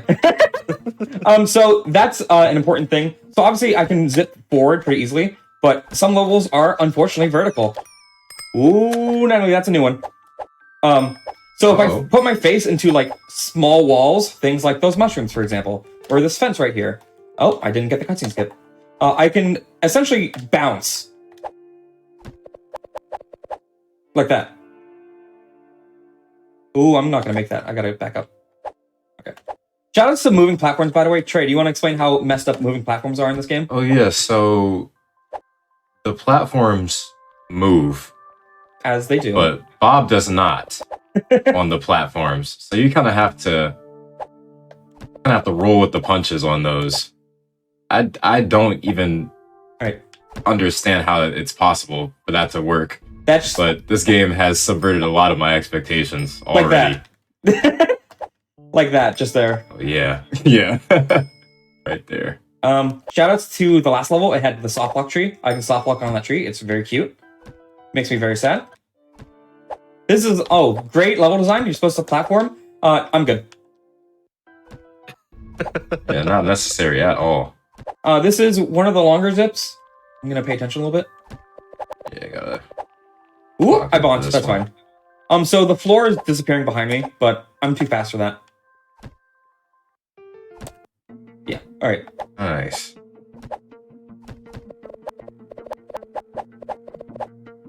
Woo! So how many levels was it again? Was it 50? There's 50 levels and 4 different sections for each. We're about. Oh, there's the first. The first enemy I have to actually pay attention Enemy. to. Yeah. And we actually did platforming on that one. Oh my god. Oh, I missed it. Like one of 3 levels will actually be platforming it. Yeah, for real. Shoutouts to that strat. I got it at GDQ. I found it at GDQ. Oh, let's go. Yeah, for real. So that level right there, I actually spawned in the checkpoint, or in the cutscene checkpoint. Trey, you want to explain what happened? When Yeah, so I spawned in the whenever yeah. he spawns in the the cutscene checkpoint, I forget what it does. I can't. Controls are disabled. Oh yeah, right. Yeah, he can't use his actual controller at all during that. You have to go into the pause menu in order to manually reset it. right, perfect. I bonked once. That's perfectly fine. All right, this is the end of the first section, which is field day. Now we're going to go to field night. And this is when the zips get wackier. So right now I'm going to get on this specific rock and do a specific amount of inputs in order to get all the way up here. This level is supposed to be like 2 minutes long. And if I don't suck at the game... Oh, can you save it? Backups on backups. Damn straight. All right, there you go. Nice. Ooh, okay. Hey, you remember when I said the menus move? Yeah, sometimes the menu moves in a way where the main menu button is and where the level reset button was. If I hit the main menu, the run's invalid. Oh, wow. All right, this is flowers. So I need to get a vertical boost off these flowers. It might take me a minute. Never mind, I got it first try. Let's go. Yeah, so I have to zip off something. Oh, I might not make it. Oh, I made it. Okay. I have to bounce out. Okay, well, yeah, we'll do it first try again. Don't worry. There we go, first try again. Oh my gosh. God. I know, right? God Gamer. You kind of see I back up a little bit. The way Bob moves is he moves and also turns. It's beyond tank controls. It's great. So I kind of have to move to the left a little bit, so that way when I hit hard right, he faces in the right direction. All the zips go in the direction he's facing as well. And this is the largest skip in the run. Or this is the largest zip in the run, I should say. I'm going to pay attention for a sec. Ooh, I don't have the right page up. Yeehaw.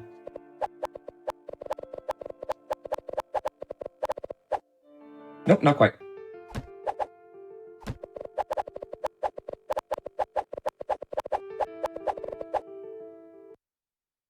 The amount you zip also varies by what frame you land.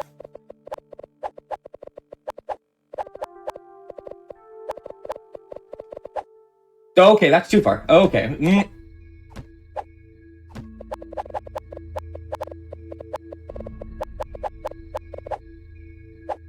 There you go. Perfect. Oh, that last jump was very important. Holy moly. Ooh. Alright, now we're entering Night Castle. Alright. Headphone warning. Boom. Cannons. Ooh. Oh. I'm waiting. Oh yeah, Trey, you want to explain how silly invisible or disappearing platforms are? You know them very well. Oh, yeah, so, oh man, I'm getting flashbacks. This game is, it's got all sorts of, like, little intricacies. Like, they have, the invisible platforms that will sometimes just eat your jump. And then they have, like, bounce pads and platforms like that. And the bounce pads, you only get one extra jump on. Like, it doesn't reset your jump. So you're operating entirely off the momentum given to you by the not so greatly designed bounce pads. Oh, this is the first out of bounds skip, I think. Yes, sir.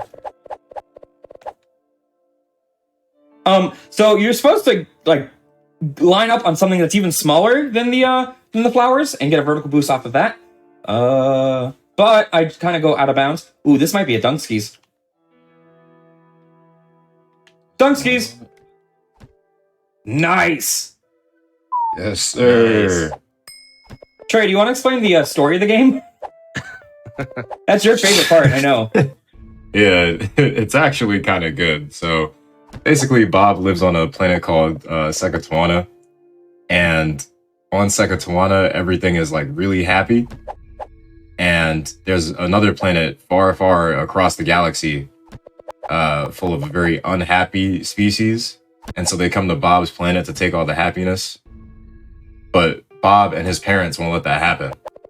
So, By the way, canonically, he has parents. yeah, he has a Mama Bob and Papa Bob. Those are their names. Very creative, I know. I mean, I'm not one to talk. My father's name is Gary, too, so I don't have much room to talk there. Please call me brilliant. Mr. Bob is my dad's name. Exactly. So yeah, he comes and tries to take all the happiness, and then Bob destroys the spaceship, but for some reason, due to plot armor, he has the ability to teleport, and steals Bob's parents. I know, Both of them. right after Mother's Day. I know. So now we have to make our way back. Oh, I should mention, he specifically teleports somewhere else on the planet. We're not doing interstellar travel. That would be at least 4 more lines of code. Too many lines. Ooh, nope, too far. Yeah, momentum is real sicky. I also want to mention, like, you might have seen it a couple times. I'm not sure. I'm more so focusing on how many inputs I'm doing. I'm not actually paying attention to the run. If I jam my face into a wall, eventually it'll let me jump. You gotta believe hard enough. Oh, okay. Yep. Hey, maybe I should actually be paying attention to how many inputs I have.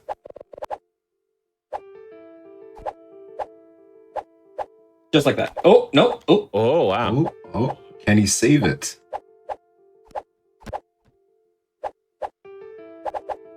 The power of Bob.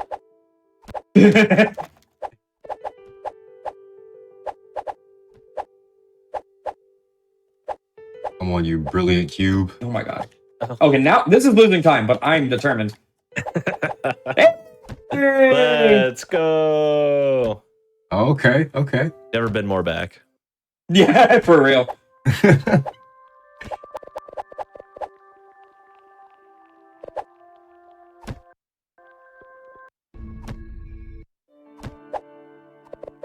Oh, I should probably mention, every run of this game has mistakes. Every single one. Record is 13:20, and the optimal time is 10 minutes. So, I mean, you can see how much precision is needed, because I can easily overshoot or undershoot a goal. Oh, and this is the final section. This is Castle Day, right? Yes, it is. Torch boost. Yeah, this is when the game... These are the longest levels in the game, and also the hardest. Okay. Shoutouts to my other favorite enemy, Box, as opposed to Cube. Oh yeah, so they have these very intricately detailed hurt boxes. Just cubes with skulls and bones on them, and their only purpose is to just deal damage to you. Also have the I don't actually know what these blocks intent. They're grab boxes. You can grab them, but I don't have a grab button. I needed to make more space for more jump buttons. Because you do need all of them. How many keybinds do you have for jump, by the way? 13. 13 keybinds. Yeah, wow. I really needed... Yeah, I didn't have one to spare for it yet. God, I didn't have enough to spare for a grab button. Also, specifically at that last level, the goal can outrun you. It's very fun. Which is why I was cocky and did it with one hand. Oh my god.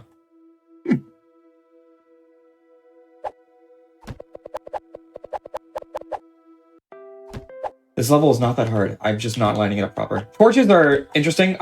I'm getting a zip off of the hitbox of the flame. Which, if it's in a certain animation, doesn't have a hitbox. It's great.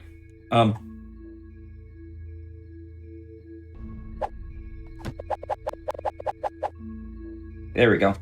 Shoutouts to V. Gotta be one of my favorite letters.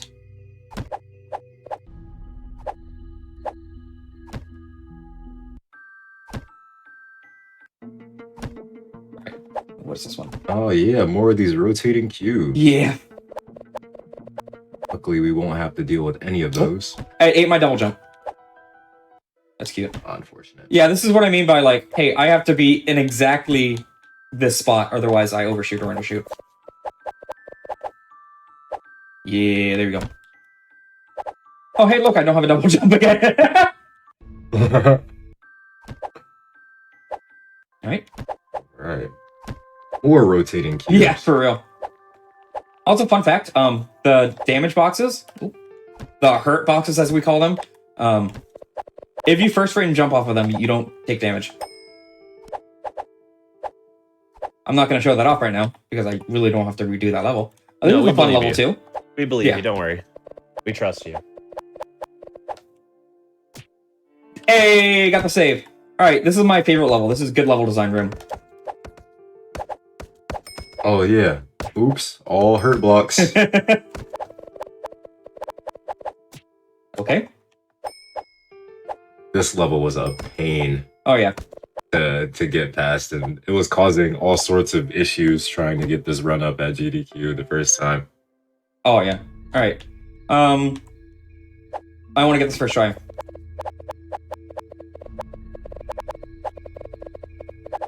I did not get it first try. If I'm remembering correctly, this stage can just unload if you do the zip too high. Yeah, it's great, and then you can't see where you're going.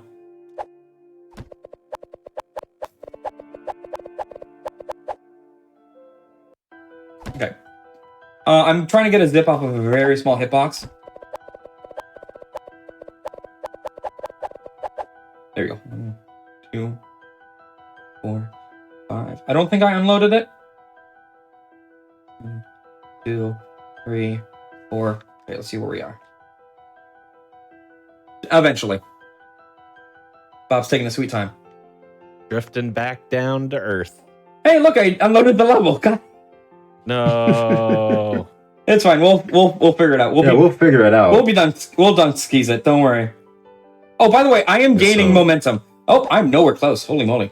By the way, as the longer you fall, the more momentum you gain. There's no terminal velocity. Yeah, I missed that. Okay. That's sad. Close though. That's fine. We got it on this one. Yeah, this time for sure. Okay, this time for sure.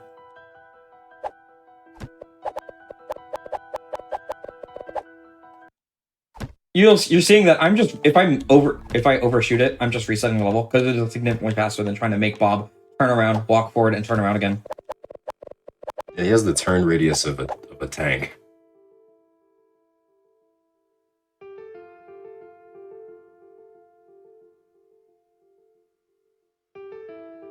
Okay, I'm gonna hold left a little longer this time.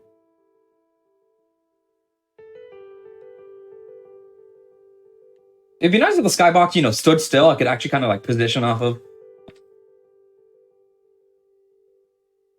I'm not gonna dunk skis that. I'm going to be careful. Oh, I almost missed it. That was fun. All right, this is the final show off. Nice. This is the final showdown with Magazi. And that being said, I'm gonna run my face in the wall for the next 10 seconds. Yeah. So Dr. Magazi didn't account for Bob's lack of physics when he created this maze.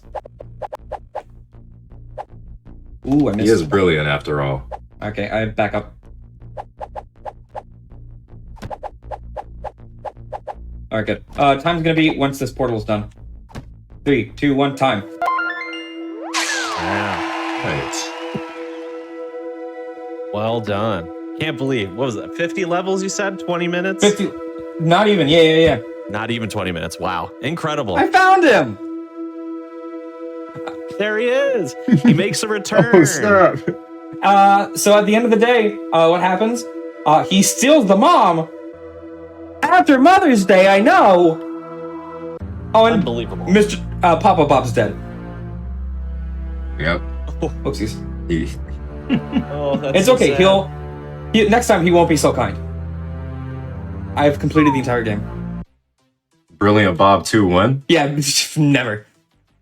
Alrighty. Shoutouts to the Brilliant Bob community, all three of us. I'm the only one that's actively running it right now, because I'm the one that actually found the glitch, and I ruined it for everyone. Shoutouts to the store, you know who you are. And yeah, shoutouts to Conception for inviting us onto this. This has been great. Thank you all. Thank you, GDQ, everyone. And I'm gonna go take a nap. Yeah, nap time sounds good. Much appreciated to both of you for being on here and giving us another stellar Bob performance. We really appreciate it. Thank you so much. Excellent job.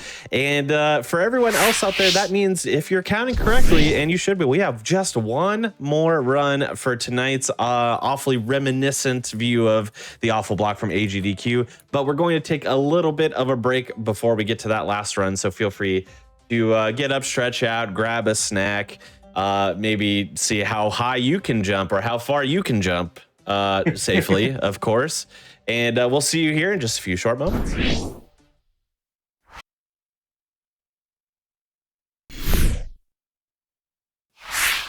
All right, welcome back to Awfully Silly, everyone. We are gearing up for, if you can believe it, the final run of tonight's episode, where we took a nice, lovely look back at some of the games that were featured in AGDQ 2024's Awful Block.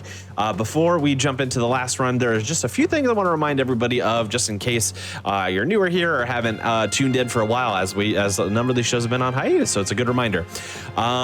As I said before, youtube.com/gamesdonequick is where our VODs are going to be uploaded to, whether or not you miss any Hotfix content or any of the various events that we have on our calendar.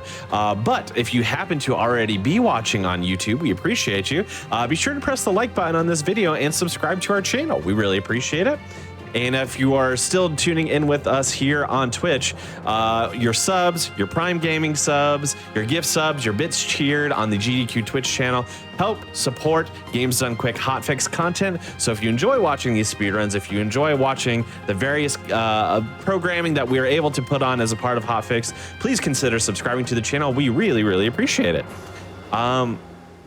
Yes, so there were, as I mentioned before, the Awful Block at AGDQ 2024 was, I think, one of the strongest blocks of that nature, the silly block or the Awful Block in recent memory.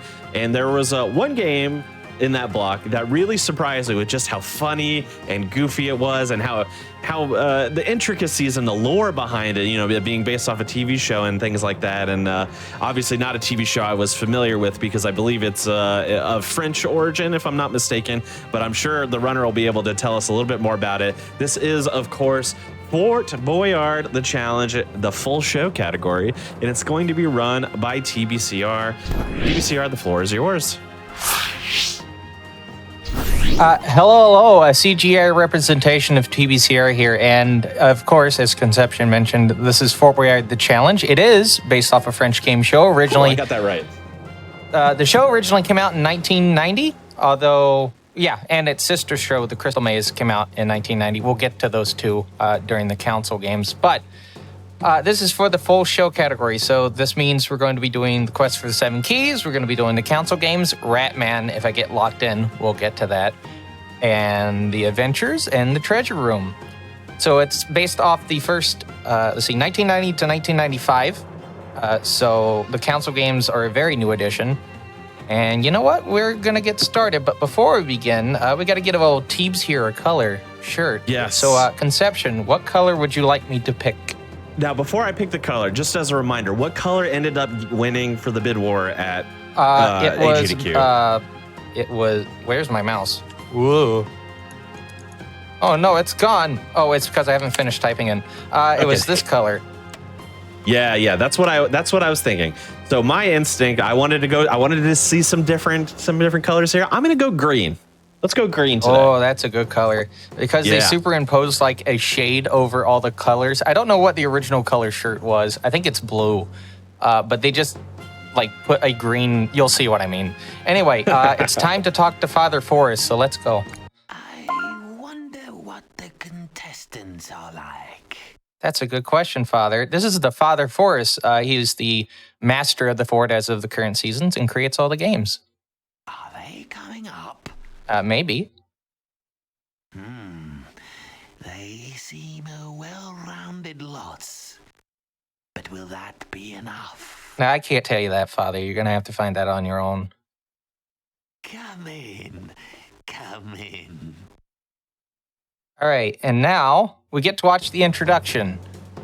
And it's kind of out of sync with the music, but that's fine. But just the music syncing up with this and the title rising out of the water is so majestic. Normally when I do runs, I only show the intro during the first actual run through, but since this is a special occasion, I'm just playing it out. So our host, who you will never see on camera, well, maybe for a little bit, but we'll get to that. They're going to explain the rules to the game, and you need to pay very close attention, because if you don't, it's going to go completely over your head. It might still go over your head, but I'll try to summarize. Tigers. All right. Here is a fine-looking team. All There are right. 7 keys, and then you must face the council. You will become time runners. Then, much later, you will seek the clues to the password that will let you enter the treasure house. You can even now dream of the success of this adventure. A gong will mark the beginning of the 75 minutes. All right, and the time starts now. All right, so to summarize what the host said, we have 75 real-time minutes to collect 7 keys, and with that time still running, collect code words in order to find a clue word, well, get clue words to get a code word to release the treasure. We're going to go for the first key right now in Father Force's watchtower. I'm going to be posed a riddle. I hope I get it right this time. If you recall, I didn't get it last time, but if I don't get it, we get to watch a cutscene. Anyway, thinking time. Though it's shed no tears, it often weeps, inspiring artists with its graceful sweeps. A willow? Yeah. Let's go. You got one. You got one. Someone of my You know what's the worst part? I've never gotten that one until now. And you still got it first try. You're so concerned about missing a bunch of these clues, and you nailed it. Look at that. Well, the worry was I lose about 2 minutes if I don't get it. So, Yeah. all right. So now there's a list of tests that we're going to be going through. One of them I want to avoid, which is Rat Maze. We'll see if I get it. But this is the Infernal Ladder. We're going to climb up this curved wall with absolutely no safety equipment on. I don't know what they were thinking. And there's a key at the very top of the roof. But in order to get there, obviously we got to build a ladder. So there's these bars that are just attached to little things on the ceiling, and you have to carefully, thank you, put them in. Now, this game is almost primarily the mouse. The only time you use the keyboard is for the console games. We'll get to it. Leaving rooms and doing the riddles. Now, in terms of leaving the rooms, you may notice a little clock right there. It's slowly draining of water. If this player character is still in this room when the time elapses, they will get locked in. And then we have to do Ratman later. And Conception, I didn't tell you this before the run, but you're going to be my fate for that. Ooh, okay. You get to pick 2 colors, red or black. Ooh. I'm going to go with red and black. If for some reason you get it right, you add time onto the run. Okay, cool. I'll try to be as wrong as possible. Okay, but hopefully we won't do that. Hopefully I'll play good enough that we won't get locked in. Cool. This time, Such an adorable an snake. able-bodied soldier. An able-bodied soldier. Oh, well, I'm not that. This is the room Oh, the clock of the chapel. Okay. You better be on So time. imagine pushing a very heavy thing up a ramp and hitting a key off in the distance. Well, you don't have to imagine that because that's what I'm doing. This game likes to lag on certain screens. This specific one. And it didn't happen then. But I'm trying to time it so I'm reaching the back of this when the key is at the very far end. I was a little bit late on that. Right. Let's see. That might... Nope. A little bit early. Sometimes it'll lie, and even if it's in the middle, it'll still say I missed it. Yeah. There we go. That is probably one of the trickiest tests. I'm kind of disappointed I didn't get it during AGDQ. I love that test. There's a lot of tests in this game I absolutely love. All right, so that is key 3. And we got 4 more to go. I think it's, for the person that mentioned old-timey interlace video, I think it's a Smacker video compression, if I recall correctly. All right, for the people at home, please turn your audio down now. This is gets really loud. You'll find out why. Oh, it's loud for me. Oh, oh, good. I think my ears are bleeding.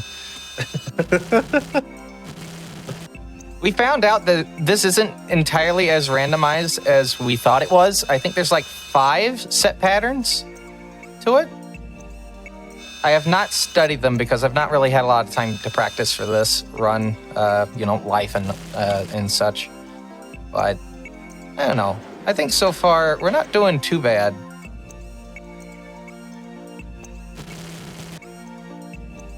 So I know how to kind of deduct things down to what route it might be, though. So, okay, it's not there, and I have to move all the way back around. I can't believe it's making me do this. But that's just how it goes. So sometimes it just make you take the most out-of-the-way path to get there. And that's by design. Yep. It wants to be frustrating, I can tell.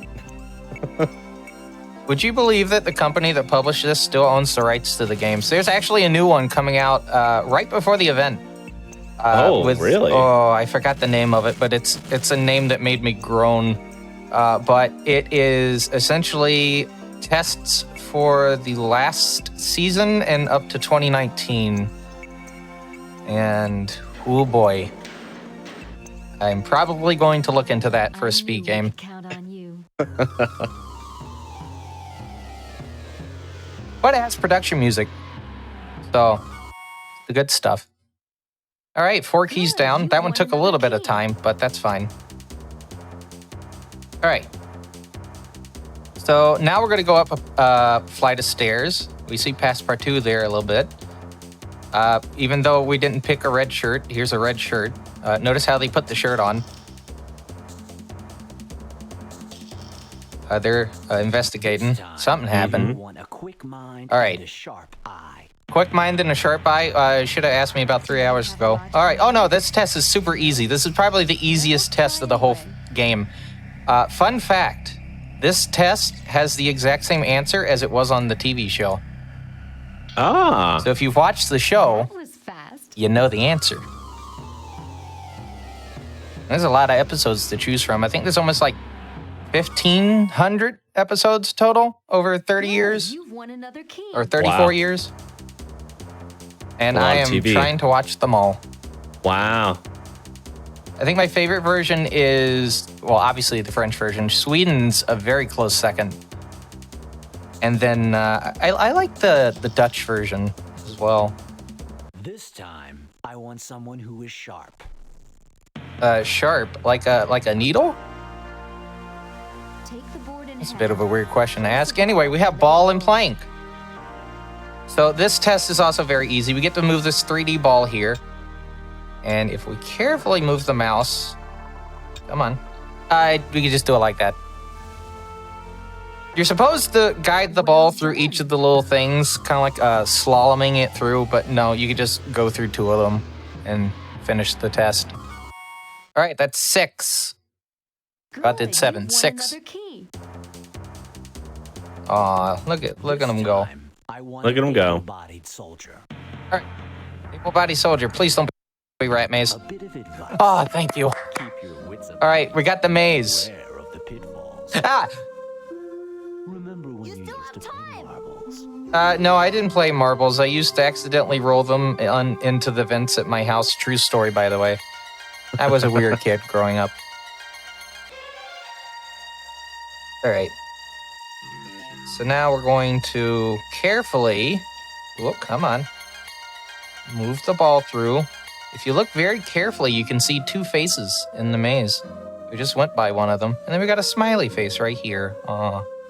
Oh, I see that. Yeah. Aw. Okay. It's amazing how this one person can do this entire test that was designed for 2 people. Anyway, we got the key. That was fast. All right. So, we did not get locked in, which means it's on to the council games. Good, you've won another key. Games masters, prepare to receive the time runners. That's a sentence. Next player. Now you must face the games masters.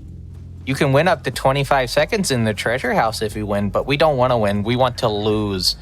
This is the part where we kind of have to talk about the show because we have to kill some time while we're waiting to lose 6 times. So, a little bit of a history of the fort if you haven't seen the AGDQ run. So this fort was built during the Napoleonic Wars. Well, it was started around Napoleonic Wars. It's actually finished before...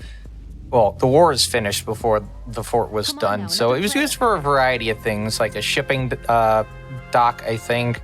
a prison, and then it was just left deserted. There's this film called, I think, The Last Adventurers from the 60s. The final scene takes place on the fort, and that's a film you should watch. Very nice film. But in 1980, Jacques Antoine, who is a game show producer and creator, his show Treasure Hunt had an episode where the fort was the final section, and it stuck in his mind for a couple years. And in, I believe, 1986 or 1987, he decided to make a game show on the fort. And you know what? That's a novel concept. Just take this, thing in the middle of the Atlantic Ocean, make a game show with it. And so they did. They sold it to the French government for, I believe, one symbolic franc. And in 1988, I think Channel 4 came knocking about potential formats and whatnot. But the fort, no, that was in 89. Fort wasn't ready by then. So the Crystal Maze is an alternative format of Fort Boyard, starring Richard O'Brien and then Ed Tudor Pole. And that aired 5 months before the first French series in 1990. So that aired in July. And while the Crystal Maze isn't airing anymore at this point, it might come back later. We don't know. Fort Boyard's still going live and well. It has aired every summer in France since 1990, and there was a US version on Disney XD back in 2011. That's one of the ways I got into the show. The other way was just because there was random clips of tests on YouTube. There's so many tests. I think there's been 300 total? Wow. I think so. Jeez. And my favorite format for the show is the one team. There is the duel format, which I think America was the first one because they filmed a pilot. Well, they filmed a special that was aired in 93 on ABC in 91. 91 is when the duel format premiered. But I think America was the first recorded version of that. I'm going to have to double check that. Do not quote me on that. And I kind of finished my explanation way faster than I was prepared for. Before you are there have been some notable contestants on the show. Eva Longoria was a contestant on the French 2009 series. Tony Parker, the basketball player, I think was in 2014. Yeah, 2014 and 2009. Same episode with Ava. There was this boy band, British boy band in 1997. Yeah, Worlds Apart. And then my favorite episode of the first 5 years is the Stuntmen and Women from America, which, if you're ever able to watch that season, 1993, most of the episode is in English because it's American contestants. I think that's a good jumping in point if you want to watch classic French Fort Boyard, at least up to 1994.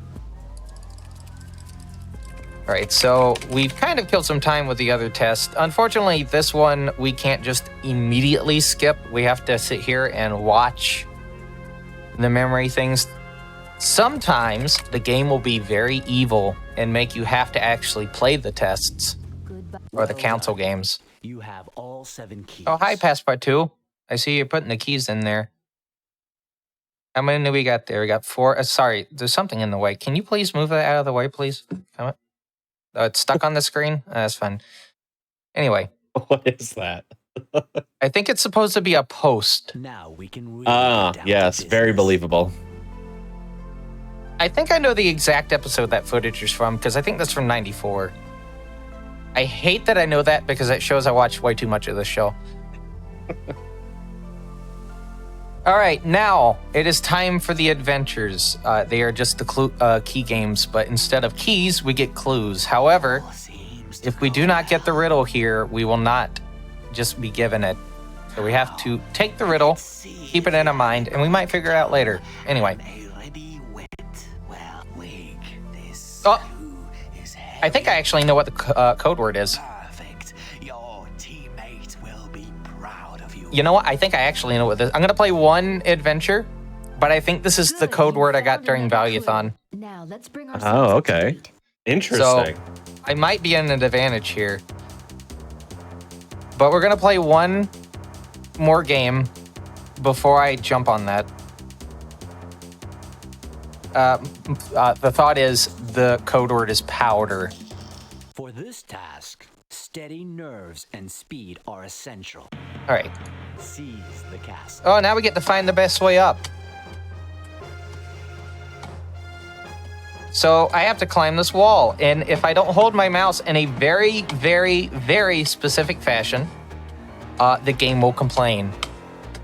So I have to have it at a, I have to have it a 5-degree angle to the right when I'm moving it. And if you think that will cause fatigue in your hands, you're absolutely correct, because you have to keep it consistently still. I didn't mention that during the run, but yeah, some of the tests require you to operate the mouse in a very specific fashion. Find the best way up. So it looks like we might be able to get this.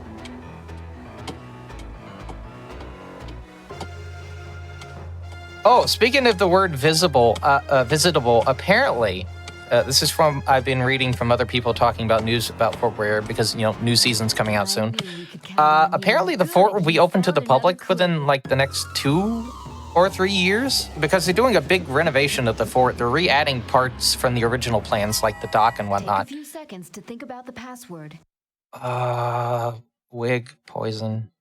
I don't think poison powder. I'm gonna do one more just to be safe. But it's not open yet. For this task, the essential but that's what I've qualities here read. are strength and endurance. Anyway, let's do one more test. Quite a challenge. Okay, let's do another test after this, because I'm not going to be able to get this. I don't think I've ever been able to get the stirrups. You know what? For the sake of awfully silly, I'm going to give it a slight attempt. Yes, the good old college try. All right. Okay, we got 1, 2. It's the last one that I can't get normally. Come on. Because it's weird timing. For these, you have to time it just as it's starting to go down. Also, they don't do this on the show. I just want to make sure that you're aware of that. Yeah, these hooks seem precarious. I feel like they would not support body weight this much. There's actually an example of this where one of the contestants didn't even use like the stirrups and just climb the things, the hooks by themselves. That's from 95, wow. I believe. Yeah, I'm just gonna hit out the thing. Again, I use the space bar to leave rooms if I have to. All right, one more.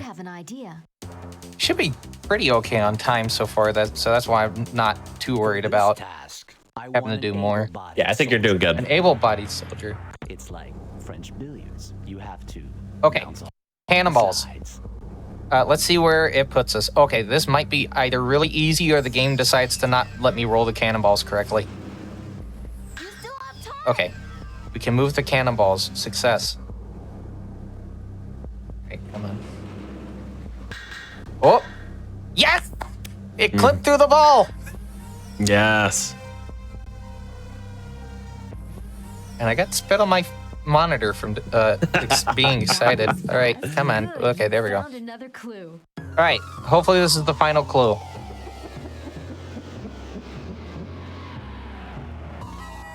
Think well.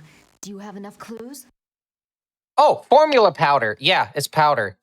Now, if it's not, we lose. So we're committed now. Yeah, we're committing to powder. Okay. We're committing to powder. But like powdered wig, baby formula is in powder form. Yep. It's and then poison can sometimes be powder as well. Because it's either words to go before and after, or it's words that associate with the code word. That's where it can be a bit tricky. All right, so we're committing to powder.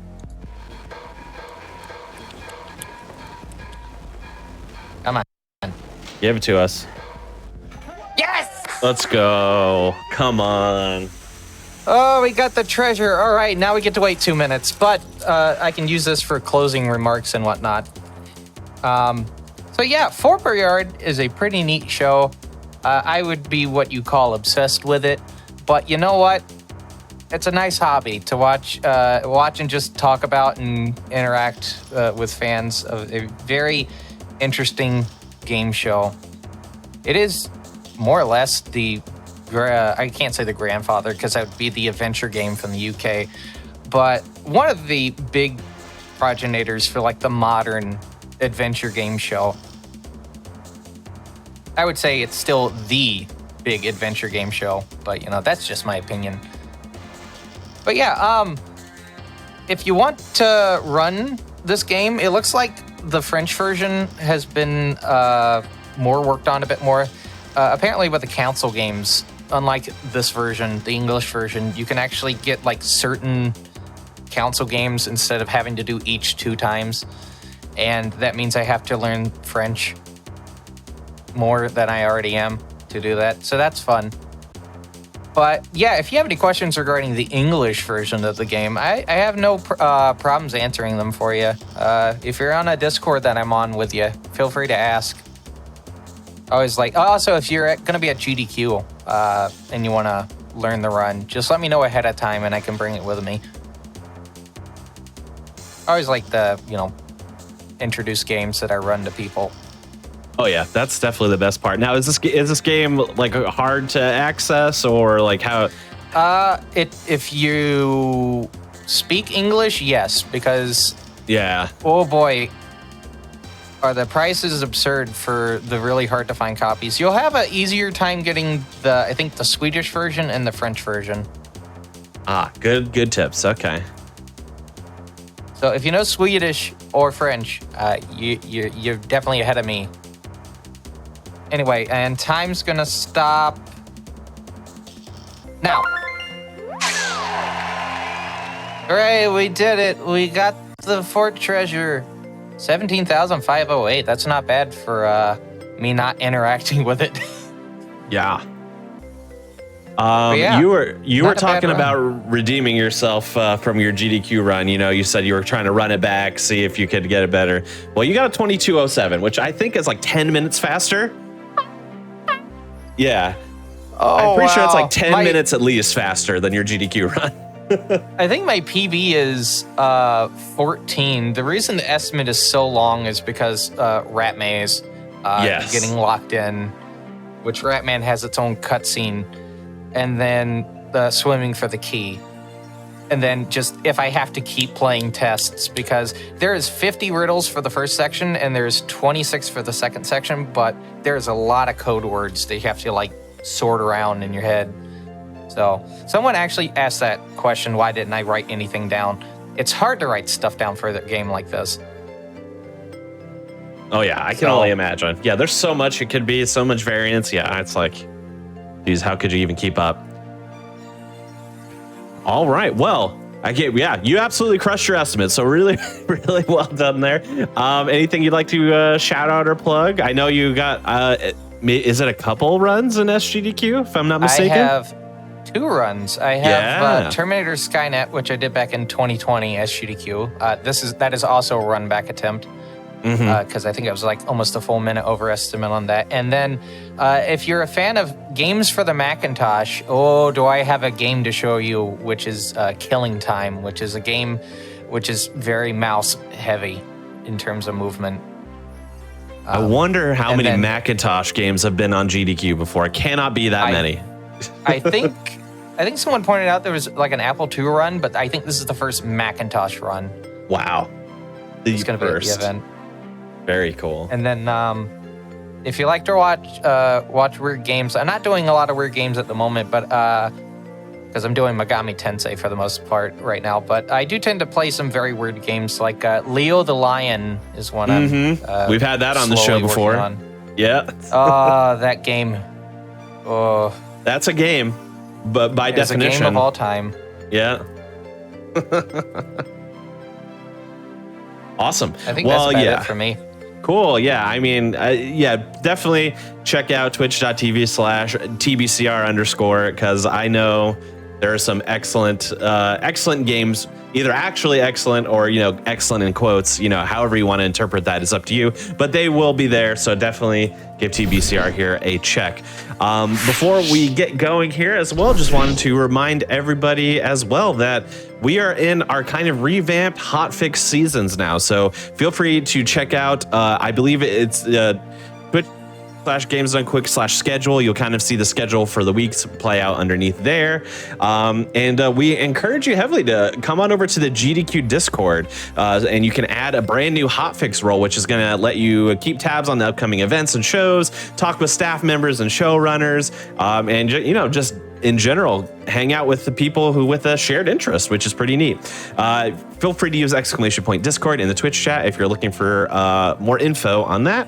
And of course, as a reminder as well, your subs, Prime Gaming subs, gift subs, and bits cheered on the GDQ Twitch channel help support Games Done Quick Hotfix. So if you're really happy to see some of this hotfix content return, if you've been enjoying watching these speedruns or challenge showcases or whatever the case may be, consider subscribing to the channel. We're supporting it in those ways that I mentioned. We really, really appreciate you. But that's going to be it. We have a lot of awesome hotfix content coming up specifically today, so you're actually not going to want to go away too fast, because we're going to have another hotfix show coming up right after this, and I'm so happy that I get to stay partnered up with Kung Fu Fruit Cup, and Out of Bounds is going to be right after Awfully Silly. We're moving days, but we haven't changed around the schedule very much. Me and Fu still locking it down here, so be sure to stick around for a while and check out Out of Bounds, which, if you're not familiar, is a show that features explanations on tips, tricks, exploits, whatever you can think of in some of your favorite video games. So be sure to stick around and check that out. But that's it for us. Thank you to all of our runners today who got to run in AGDQ in the Awful Block, and to showcase it all a little bit today. If I'm not mistaken, I think everyone broke their times from their GDQ runs, which is pretty incredible. So well done to everybody, or if not, they at least got close. But thank you all so much for watching. We will be back in 2 weeks with another episode of Awfully Silly. Until then, continue to enjoy and love each other, and play some terrible games because they're the best. So, all right, we'll see you soon. Bye, everyone.